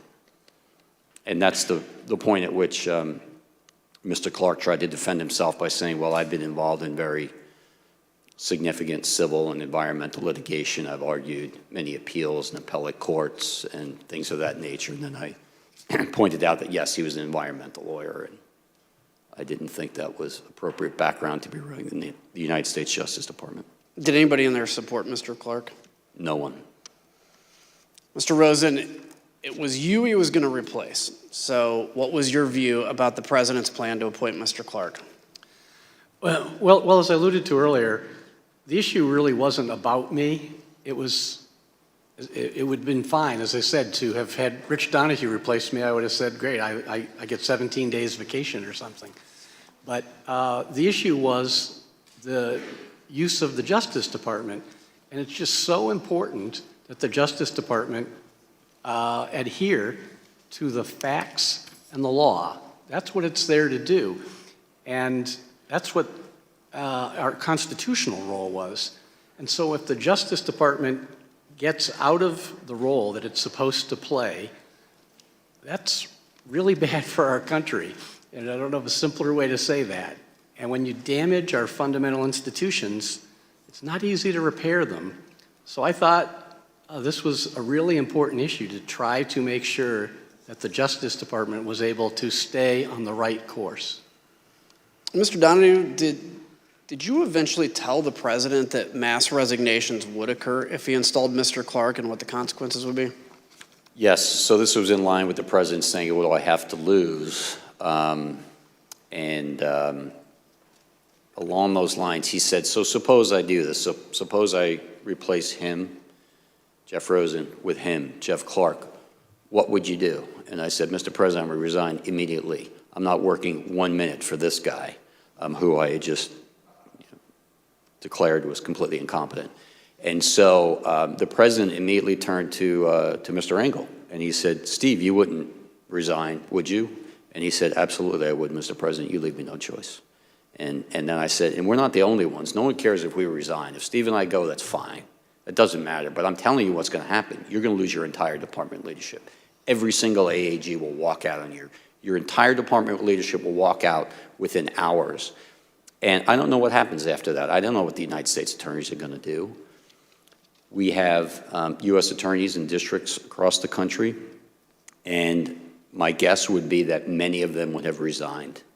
And that would then have led to resignations across the department in Washington. And I said, Mr. President, within 24, 48, 72 hours, you could have hundreds and hundreds of resignations of the leadership of your entire Justice Department because of your actions. What's that going to say about you? Wow. Mr. Engel, can you describe what your reaction was to that? Yeah, no, I think when the president, my recollection is that when the president turned to me and said, Steve, you wouldn't leave, would you? I said, Mr. President, I've been with you through 4 attorneys general, including 2 acting attorney general, but I couldn't be part of this. And then the other thing that I said was that, look, all anyone is going to sort of think about when they see this, no one is going to read this letter. All anyone is going to think is that you went through 2 attorneys general in 2 weeks until you found the environmental guy to sign this thing. And so the story is not going to be that the Department of Justice has found massive corruption that would have changed the result of the election. It's going to be the disaster of Jeff Clark. And I think at that point, Pat Cipollone said, yeah, this is a murder-suicide pact, this letter. And I would note too, Congressman, that it was in this part of the conversation where Steve pointed out that Jeff Clark would be left leading a graveyard, and that comment clearly had an impact on the president. The leadership will be gone. Jeff Clark will be left leading a graveyard. Again, the premise that, which as Mr. Donahue has said, but that Mr. Clark could come in and take over the Department of Justice and do something different was just an absurd premise. And all he was doing, Mr. Clark, by putting himself forward, was blowing himself up. And if the president were to have gone that course, it would have been a grievous error for the president as well. Mr. Cipollone, the White House counsel, told the committee that Mr. Engel's response had a noticeable impact on the president, that this was a turning point in the conversation. Mr. Donahue, towards the end of this meeting, did the president ask you what was going to happen to Mr. Clark? He did. When we finally got to I would say the last 15 minutes of the meeting, the president's decision was apparent. He announced it. Jeff Clark tried to scrape his way back and asked the president to reconsider. The president doubled down, said, no, I've made my decision. That's it. We're not going to do it. And then he turned to me and said, so what happens to him now? Meaning Mr. Clark. And he understood that Mr. Clark reported to me. And I didn't initially understand the question. I said, Mr. President, and he said, are you going to fire him? And I said, I don't have the authority to fire him. He's a Senate-confirmed Assistant Attorney General. And he said, well, who has the authority to fire him? And I said, only you do, sir. And he said, well, I'm not going to fire him. I said, all right, well, then we should all go back to work. Did you get a call from the president later that night?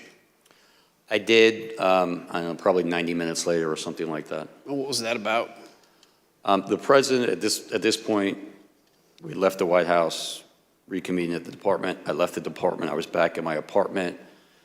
My cell phone rang. It was the president, and he had information about a truck supposedly full of shredded ballots in Georgia that was in the custody of an ICE agent whose name he had. I told him that ICE was part of Department of Homeland Security. I had heard about this. If Department of Homeland Security needed our assistance, we, of course, would provide it. But it was really up to DHS to make a call if their agent was involved. And he said, fine, I understand. Can you just make sure that Ken, meaning Ken Cuccinelli, knows about this? I said, fine, I would pass that along to him. I eventually contacted Ken Cuccinelli later that evening, and I said, this is what the president told me. If you guys have anything you think should be brought to our attention, let me know. And he said, thank you, and that was it.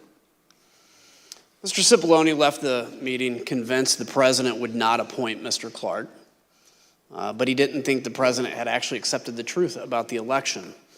Sure enough, all the same debunked theories appeared in his speech at the Ellipse 3 days later. In the state of Arizona, over 36,000 ballots were illegally cast by non-citizens. 11,600 more ballots and votes were counted, more than there were actual voters. You see that? In Wisconsin, corrupt Democrat-run cities deployed more than 500 illegal, unmanned, unsecured drop boxes which collected a minimum of 91,000 unlawful votes. Mr. Donahue, Mr. Rosen, Mr. Engel, and others stopped President Trump's efforts, at least temporarily. Yet the message President Trump and his Republican allies pushed throughout December made its way to his supporters anyway. And they kept up the pressure campaign on the way to storming the Capitol on January 6th. Mr. Rosen, were you at the Department of Justice on January 6th? Yes, I was there all day. Once the Capitol was under attack, I understand that you communicated with fellow cabinet members and Capitol Hill leadership. Can you tell us who you spoke to? Yeah, I was basically on the phone virtually nonstop all day. Some calls with our own DOJ folks, some with cabinet counterparts at DHS and Defense and Interior, some with senior White House officials, and with a number of congressional leaders. I received calls from Speaker Pelosi, from Leader McCarthy, from Leader Schumer. I believe Leader McConnell's chief of staff called, a number of other members of Congress as well. And the basic thrust of the calls with the members of Congress was, there's a dire situation here, and can you help? And I reported to them that we were, on a very urgent basis, sending help from the department. We wound up sending over 500 agents and officers from FBI, ATF, and the U.S. Marshals to assist with restoring order at the Capitol. So had a number of calls. As I say, it was more or less nonstop all afternoon. Did you speak to the vice president that day? Yes, twice. No, please, go ahead. Well, I was going to say the first call was a one-on-one discussion, somewhat akin to the congressional leadership calls, updating him on what we were doing to assist. And the second call was a conference call around 7 o'clock with the vice president, congressional leaders, senior White House staff, some other cabinet officials, to address that order appeared to be close to being restored, but security still being determined. And the question being, what time could the Congress reassemble? And the answer was 8 o'clock, and thankfully Congress did reassemble and complete its constitutional duty. There was one highlight of that second call with the vice president, which is Mr. Donahue had gone to the rotunda of the Capitol to be able to give firsthand account, and was able to tell the folks on the call, including the vice president, that we thought 8 o'clock would work. Did you speak to the president on January 6th? No, I spoke to a number of senior White House officials, but not the president. Mr. Donahue, on January 6th, we know from Mr. Rosen that you helped in the effort to reconvene the joint session, is that correct? Yes, sir. We see here in a video that we're going to play now, you arriving with your security detail to help secure the Capitol. Mr. Donahue, 30 minutes after you arrived at the Capitol, did you lead a briefing for the vice president? I'm not sure exactly what the time frame was, but I did participate in the call and participate in briefing the vice president as well as the congressional leadership that night, yes. And where'd you conduct that call at? I was in an office. I'm not entirely sure where it was. My detail found it because the acoustics in the rotunda were such that it wasn't really conducive to having a call, so they found an office. We went to that office, and I believe I participated in 2 phone calls, one at 1800 and one at 1900 that night from that office. What time did you actually end up leaving the Capitol? I waited until the Senate was back in session, which I believe they were gavelled in a few minutes after 8 p.m. And once they were back in session and we were confident that the entire facility was secured and cleared, that there were no individuals hiding in closets or under desks, that there were no IEDs or other suspicious devices left behind, I left minutes later. I was probably gone by 8:30. And Mr. Donahue, did you ever hear from President Trump that day? No. Like the AAG, the acting AG, I spoke to Pat Cipollone and Mark Meadows and the vice president and the congressional leadership, but I never spoke to the president that day. So in today's hearing, we've showcased the efforts of the Americans before us to stand up for democracy. Mr. Rosen, Mr. Donahue stayed steadfastly committed to the oath they take as officials in the Department of Justice. On January 6 itself, they assisted during the attack while our commander-in-chief stayed silent. Their bravery is a high moment in the sordid story of what led to January 6th. My colleagues and I up here also take an oath. Some of them failed to uphold theirs and instead chose to spread the big lie. Days after the tragic events of January 6th, some of these same Republican members requested pardons in the waning days of the Trump administration. 5 days after the attack on the Capitol, Representative Mo Brooks sent the email on the screen now. As you see, he emailed the White House, quote, pursuant to a request from Matt Gaetz, requesting a pardon for Representative Gaetz, himself, and unnamed others. Witnesses told the Select Committee that the president considered offering pardons to a wide range of individuals connected to the president. Let's listen to some of that testimony. And was Representative Gaetz requesting a pardon? Believe so. The general tone was, we may get prosecuted because we were defensive of, the president's positions on these things. The pardon that he was requesting, was as broad as you could describe. From the beginning, I remember he's from the beginning of time up until today, for any and all things. He mentioned Nixon, and I said Nixon's pardon was never nearly that broad. And are you aware of any members of Congress seeking pardons? I guess Mr. Gaetz and Mr. Brooks, I know, have both advocated for there to be a blanket pardon for members involved in that meeting, and a handful of other members that weren't at the December 21st meeting as the preemptive pardons. Mr. Gaetz was personally pushing for a pardon, and he was doing so since early December. I'm not sure why. Mr. Gaetz had reached out to me to ask if he could have a meeting with Mr. Meadows about receiving a presidential pardon. Did they all contact you? Not all of them, but several of them did. So you mentioned Mr. Gaetz, Mr. Brooks. Mr. Biggs did. Mr. Jordan talked about congressional pardons, but he never asked me for one. It was more for an update on whether the White House is going to pardon members of Congress. Mr. Gomer asked for one as well. Mr. Perry asked for a pardon too. I'm sorry, I need to finish. Mr. Perry, did he talk to you directly? Yes, he did. Did Marjorie Taylor Greene contact you? No, she didn't contact me about it. I heard that she had asked White House Counsel's Office for a pardon from Mr. Philbin, but I didn't frequently communicate with Ms. Greene.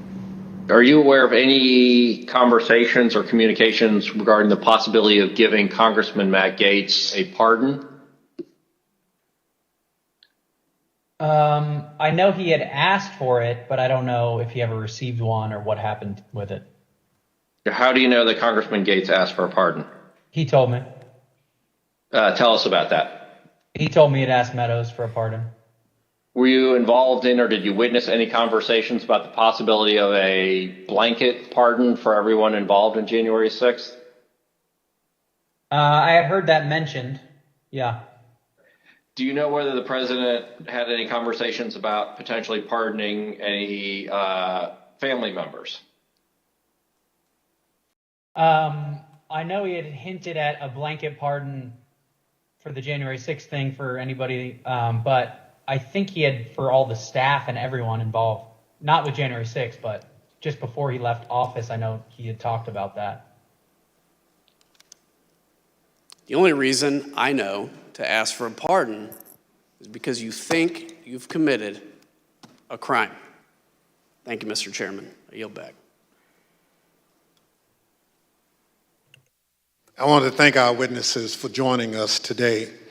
The members of the Select Committee may have additional questions for today's witnesses, and we ask that you respond expeditiously in writing to these questions. Without objection, members will be permitted 10 business days to submit statements for the record, including opening remarks and additional questions for the witnesses. Without objection, the chair recognizes the gentleman from Illinois for a closing statement. Thank you, Mr. Chairman. The Justice Department lawyers are not the president's personal lawyers. We count on them to be on the side of the law and to defend the best interest of the United States, not the best interest of any political campaign. That's how it's been since the department was founded soon after the Civil War. Justice Department lawyers are supposed to play it 100% straight. President Trump tried to erase his loss at the ballot box by parachuting an unqualified man into the top job at justice. It was a power play to win at all costs with no regard for the will of the American people. It was about ignoring millions of votes. Ignore them, throw them out, label them fraudulent, corrupt, illegal, whatever. Facts were clearly just an inconvenience. From the Oval Office, President Trump urged others to bring his big lie to life. He begged, just say the election was corrupt and leave the rest to me and the Republican congressman. He didn't care what the department's investigations proved. What good were facts when they would only confirm his loss? And it's no surprise that all the far-out, fully fabricated, whack job conspiracy theories collapsed under even the slightest scrutiny. That insanity went from the internet to the highest levels of government in no time. The bottom line, the most senior leadership of the Justice Department, from Attorney General Bill Barr to Jeff Rosen, his successor and his deputy Rich Donahue, everyone except Jeff Clark, was telling President Trump the very same thing. The conspiracy theories were false. The allegation of a stolen election was a lie.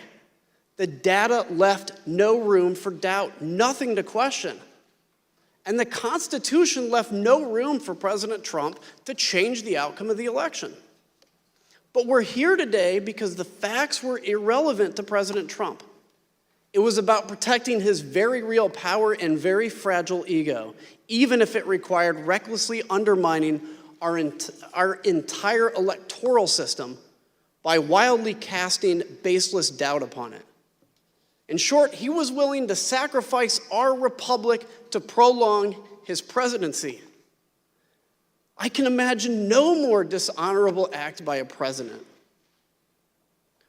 We owe a great debt of gratitude to these men you've heard from here today. Real leaders who stood for justice when it was in grave peril, who put their country first when the leader of the free world demanded otherwise. They threatened to resign rather than corrupt our democracy. And thanks largely to each of them, President Trump's coup failed. Contrast that to Jeff Clark, who would do exactly what the president wanted. Say there was massive fraud, forget the facts, and leave the rest to President Trump's congressional friends. Mr. Clark refused to cooperate with this committee. He pled the fifth over 125 times. Why risk self-incrimination? And President Trump's congressional friends, some of them are angling for pardons. They knew that every bit of what they did was a lie and it was wrong. That's all the more reason to respect those who came here to testify today. We thank them for their unflinching service in the face of incredible pressure. As it's said, the only thing necessary for evil to succeed is good men to do nothing. Thankfully, there were good people in the Department of Justice. You heard from other good people, too, on Tuesday. They, too, defended us. But I'm still worried that not enough has changed to prevent this from happening again. The oath that we take has to mean something. It has to cut to the core of who we are and be the driving force of our service to this nation. We on this committee, we may be able to shine light on the darkness, but that is not enough. It's now up to every American, now and in the future, to stand for truth, to reject the lies wherever we confront them, in our towns, in our capitals, in our friendships, in our families, and at the ballot box, and within our own minds and hearts. Thank you, Mr. Chairman. I yield back. Without objection, the chair recognizes the gentlewoman from Wyoming, Ms. Cheney, for a closing statement. Thank you very much, Mr. Chairman. And I again want to thank the witnesses for being here today. After today, I suspect that there will be some who label you agents of the deep state or something else conspiratorial or nonsensical, meant to justify ignoring what you've said today, ignoring the facts. That may be the short-term cost of acting honorably and telling the truth, but your actions should have an important long-term impact. They will help keep us on the course set by the framers of our Constitution. Let me paraphrase the words of John Adams and others.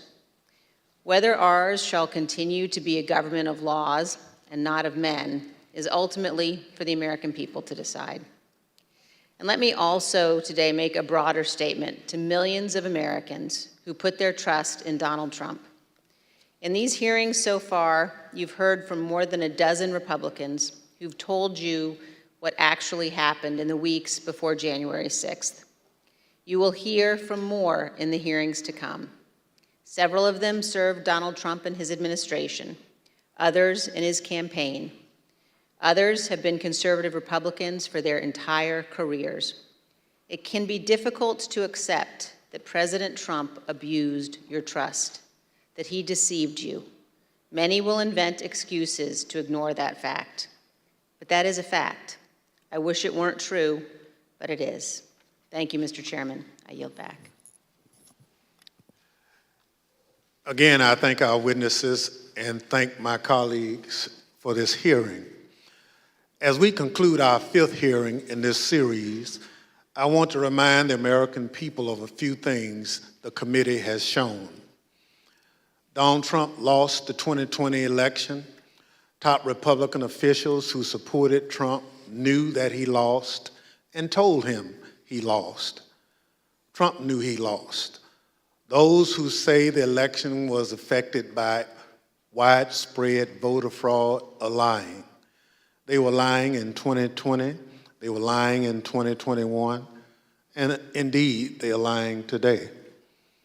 Donald Trump went to court. That's the right any candidate seeking to challenge the outcome of an election must do. Donald Trump lost in court dozens and dozens of times. He lost in part because there was no evidence that voter fraud had any impact on the results of the election. To borrow a phrase from our witness earlier this week, Mr. Bowers, all he had was theories and no evidence. As I've said, if you're running for office in the United States, that's the end of the line. You accept the court's judgment, you concede the race, you respect the rule of law and the will of the voters.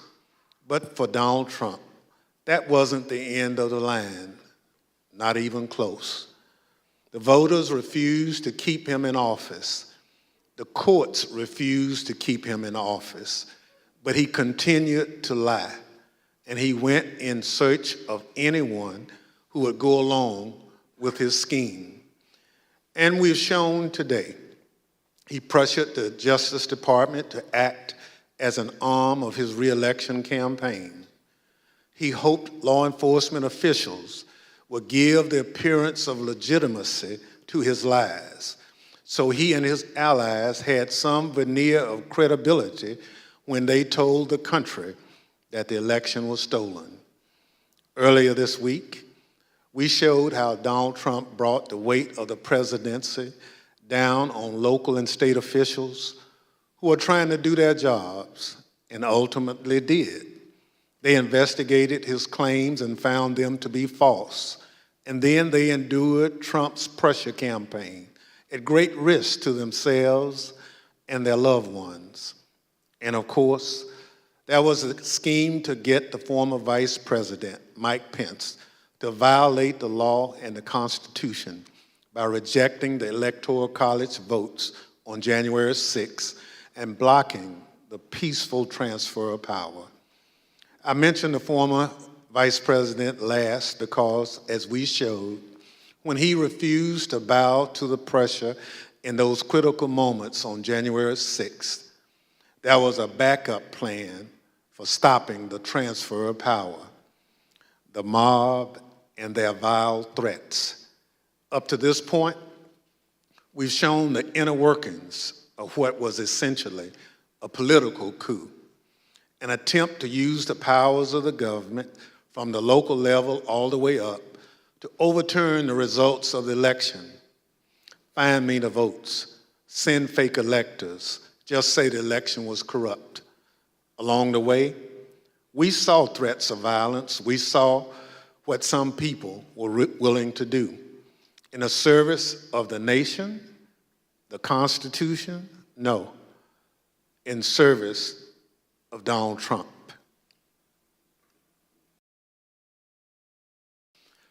When the Select Committee continues this series of hearings, we're going to show how Donald Trump tapped into the threat of violence, how he summoned the mob to Washington, and how, after corruption and political pressure failed to keep Donald Trump in office, violence became the last option.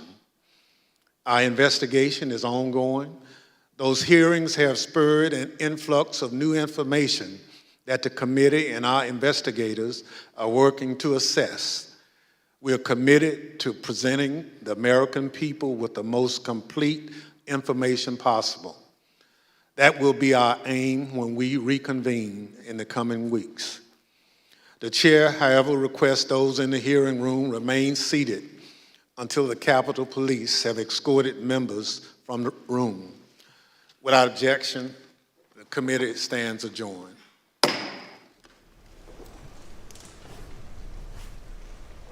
Wow. Okay. So some big news in that one, most specifically just on the point of pardons. We have news now that the following Republican lawmakers did request pardons from Trump or the White House legal counsel or some iteration of that. And that is Matt Gaetz, Mo Brooks, Louis Gohmert, Andy Biggs, Scott Perry, and Marjorie Taylor Greene. As Adam Kinzinger himself said, the only reason that you request a pardon is because you think you've committed a crime. I think that's especially telling these people. You know, I've spoken about this so many times here, the fact that these people knew that what they were doing was wrong and yet opted to perpetuate these lies anyway. They knew that they were lying about the election and being rife with fraud, about there being any widespread fraud, about any elements of the big lie, and yet they chose to push these lies forward anyway, even though they had been told by members of the DOJ or knew because of the numbers that were right in front of them that there was no fraud, or even in the midst of this impending warning of violence, they pushed it forward anyway because their goal here wasn't actually to show any fraud because they already knew the truth. They'd already been told the truth. It was actually just to do whatever would be possible to help Trump with this scheme to overthrow the election. That's why they came forward asking for pardons, because they knew what they were doing was illegal. They knew this was a crime. You don't ask for pardons if you think that what you're doing is completely virtuous. So again, Jamie Raskin calls it a declaration of consciousness of guilt, which absolutely, counts for something with regard to both this committee and the DOJ. Adam Kinzinger himself, again, said that the only reason that you seek a pardon is, quote, because you think you've committed a crime. So I think those are especially telling points of what we've seen today from these Republican members of Congress. That if they thought what they were doing was right and virtuous and just and correct, they wouldn't have sought a pardon immediately after doing it. I think what they did in the privacy of the White House or their conversations with Trump betrays a hell of a lot more than what they were saying publicly, which was, oh, we believe that there's election fraud and you should come to the Capitol on January 6th. It'll be wild. Whatever they were saying publicly doesn't hold a candle to what they were saying in private, which was requesting these pardons because they knew that they'd done something wrong. Just a couple of other things I want to focus on. And I should ask right now, before we go into just a few of the points that I think are super important from today, if you're not yet subscribed to this channel, if you could please subscribe so that you can be notified of the next hearing. I believe the next one will happen in July.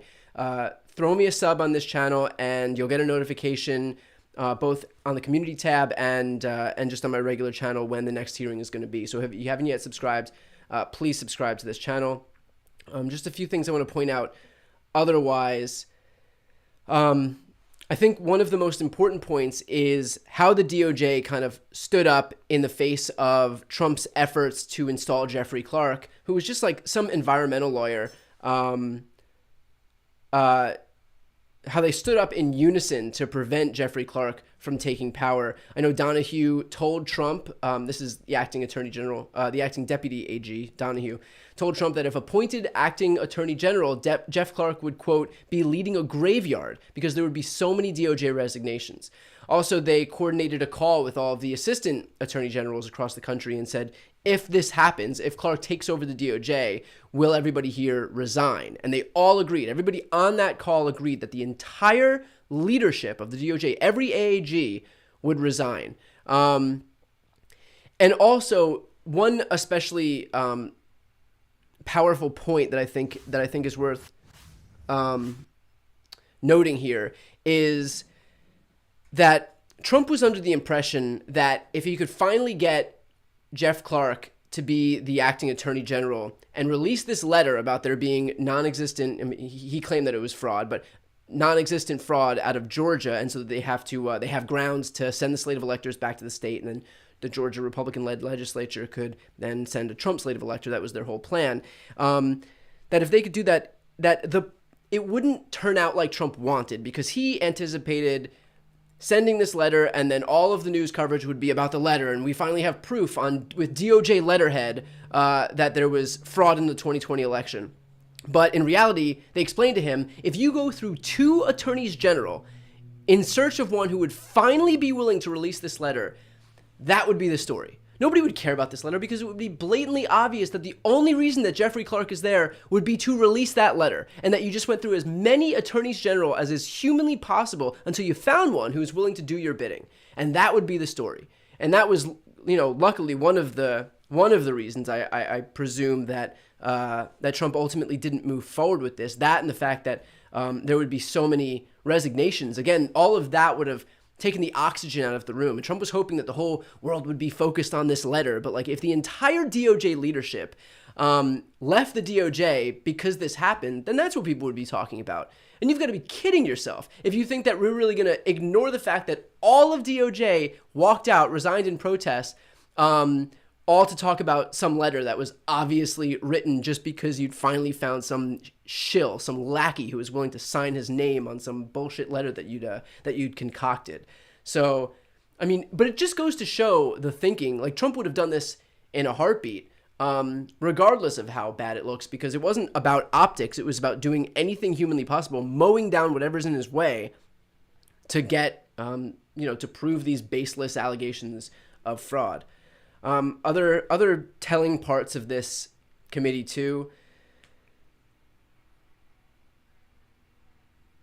that Trump actually offered Jeffrey Clark the job of Attorney General, and that Jeffrey Clark was going to accept it, and that in their memos they already started writing acting AG Jeffrey Clark. So this thing was a done deal. Had it not been for people like Donahue and Rosen speaking with these AAGs across the country, speaking with this DOJ leadership, this would have happened. It was so close to actually moving forward. And then had Jeffrey Clark taken over, and again, this guy's like some environmental lawyer, had Jeffrey Clark taken over the entire DOJ with like 115,000 employees, the first thing he would have done is release this letter, moved to acquiesce to all of Trump's demands about seizing voting machines and actually claiming that there was fraud, that it was backed up by the DOJ, even though there was zero evidence of there being any semblance of widespread fraud backed up by the DOJ, because they'd already done these investigations and proven that these allegations were completely false. He was going to say it anyway. Didn't matter a lick.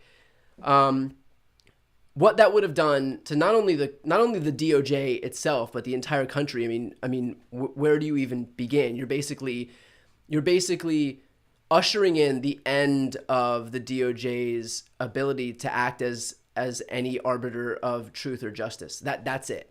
If you have a DOJ that investigation that's carried out that shows that there was no fraud, and then on DOJ letterhead, you say that there was fraud anyway, and back it up with the word of the DOJ, that department ceases to exist as any valid voice in any of this. So, I mean, thank God for these people who refuse to let this happen. And this stuff all happened behind the scenes. I mean, like there's this DOJ investigation happening right now. We wouldn't have known any of this if it wasn't for the January 6th committee investigation and these hearings. Another especially telling point, Donahue testified that Trump told him, quote, "People tell me I should just remove you and make a change in leadership, put Jeff Clark in, and maybe something will get done," end quote, on overturning the election. So that's all he was looking to do. Just do whatever needs to get done. He had a conclusion in search of evidence. That's all this was about. He'd already made up his mind in terms of what he wanted to get done. This wasn't about finding facts because they had done their fact-finding missions. The DOJ had already done these investigations of the fraud allegations that Trump brought forward. We heard them. We heard Donahue testify about a number of these fraud allegations that were investigated by the DOJ. In one instance, Trump said that there was a 68% rejection rate in one of the voting machines. It turned out that there was one ballot that was that had changed from the original count to a recount. One single ballot on a voting machine that they claimed had 68% rejection. So we heard these allegations get swatted down by the DOJ, but it wasn't about that. It was about the conclusion that Trump was seeking and doing whatever was humanly possible to find any evidence that would prove that conclusion. And even if there wasn't evidence, just to get those letters anyway. To get Jeff Clark to sign his name on some DOJ letterhead and release that statement anyway, saying that there was fraud in Georgia, even though there wasn't. That was the goal. Didn't matter. Facts weren't in the same universe, in the same solar system as any of this. It was just saying what needed to be said to validate the lie. And I believe Trump had a quote exactly about that. Let me see if I could find that quote. Here it is. Trump said, this is a direct quote that Donahue recorded from Trump. "Just say that the election was corrupt and leave the rest to me and Republican congressmen."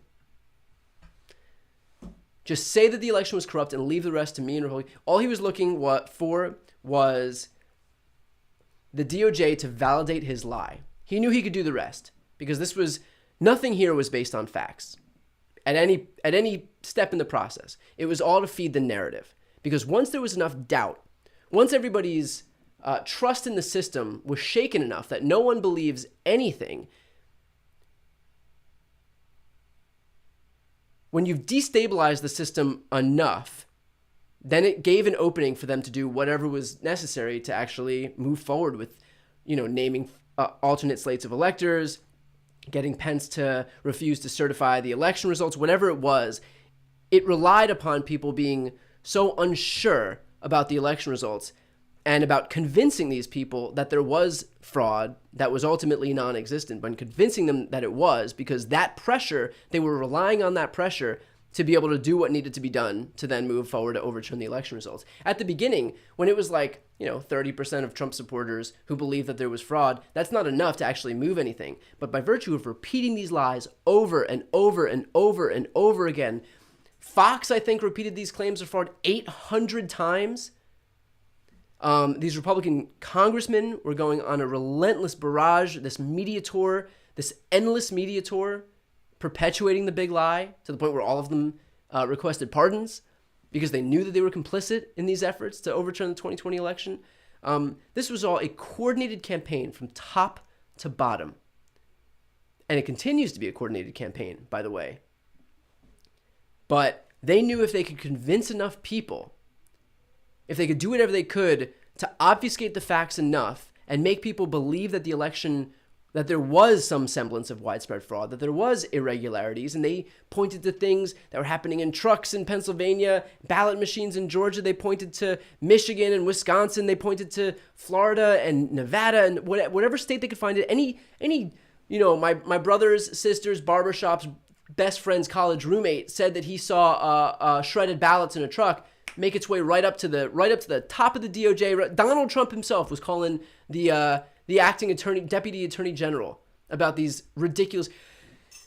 Italy, they thought that the Italian government was helping them steal the election. I mean, dear God, there was no conspiracy theory too ridiculous for these people to believe. That's how desperate they were, how hellbent they were on getting these people on finding anything that they could, any shit they could throw against the wall to see what sticks, in their effort to just change the narrative, to feed the narrative, and claim that there was fraud in this election so that they can then use that pressure and use those claims of fraud to justify what they did next, which was all, the Eastman memo, getting Pence to refuse to certify, getting these state legislators to send alternate slates of electors, getting Jeffrey Clark as acting attorney general to help Trump seize voting machines and to send results back to Georgia so they can send a Trump slate. Everything was coordinated from the top to the bottom, but it was all predicated on this idea that there was fraud in the election, which all of these people knew was completely false. At every single one of these hearings, we heard from Trump administration officials and Trump campaign officials that at no point, and even DOJ officials, that at no point were any of these claims of fraud proven. And that the people that were advising Trump and speaking with Trump on a daily basis, they knew and they told Trump that none of these claims were valid. Meaning that he went forward with corrupt intent. He knew what he was doing and yet chose to lie anyway. Chose to push these schemes anyway. Chose to incite violence from his supporters anyway. All of this was done with criminal intent. If you're looking for them to prove it, they've proven it 10 times over. If the DOJ needs any rationale of criminal intent, they show it every single time there's one of these hearings. The extent to which Trump knew the truth and yet opted to lie, even though he knew that it was completely baseless. I think that's the most important point of all of this. No indictment's going to get passed down by the DOJ unless they could prove that he had corrupt intent. They've proven that he had corrupt intent 100 times over. He knew the truth. He was told by all of these people. Today we found out he was told by every single member that we'd heard testimony from in the DOJ. And that's in addition to the Bill Barrs and the Jason Millers and the Alex Cannons and even Ivanka Trump. Is there anybody in this administration who didn't tell him the truth other than Giuliani and Jeff Clark? That's it. The only two people and Sidney Powell. The only three people that Trump was actually pointing to as to validate his bullshit claims of fraud. So I think that's where we'll leave it today. Just two requests here. The first is if you haven't yet subscribed to this channel, please subscribe. I'll do a little intro to the next hearing and obviously live stream the entire hearing and do a wrap up like I'm doing right now. I also do daily videos, but they're only about 1 or 2 videos a day, about 5 minutes. Very light lift with this channel, and it's completely free to subscribe. So if you enjoy this breakdown and want to hear more hearings or just want to see the daily videos that I do, please subscribe to this channel. I would really appreciate it. And second, and I hadn't asked this before, but I figure it's worth an ask. I have a podcast that I do every week, and it's called No Lie with Brian Tyler Cohen. So if you listen to podcasts, that is a great way to support me as well. It's on Apple Podcasts, Spotify, Google Podcasts, Stitcher, wherever you listen to podcasts, just type in No Lie with Brian Tyler Cohen. I usually do, it's a pretty quick episode, 35, 40 minutes, and I usually have 2 interviews. This week, coming up, right now, I've spoken with Fred Gutenberg and Dan Pfeiffer, Obama's communications director. I believe I'll be speaking within the next 2 weeks with Senator Klobuchar, Senator Chris Murphy about the gun bill, and John Lovett from Pod Save America, and he's also one of Obama's speechwriters. So we have a lot of really good episodes coming up. So if you listen to podcasts, please subscribe to my podcast as well. Anyway, I'll stop with the self-promotion now. But thank you for watching. I appreciate it. As soon as I have the date and time for the next January 6th committee hearing, I'll post it. But just throw me a subscribe so you can be notified as soon as that post comes through.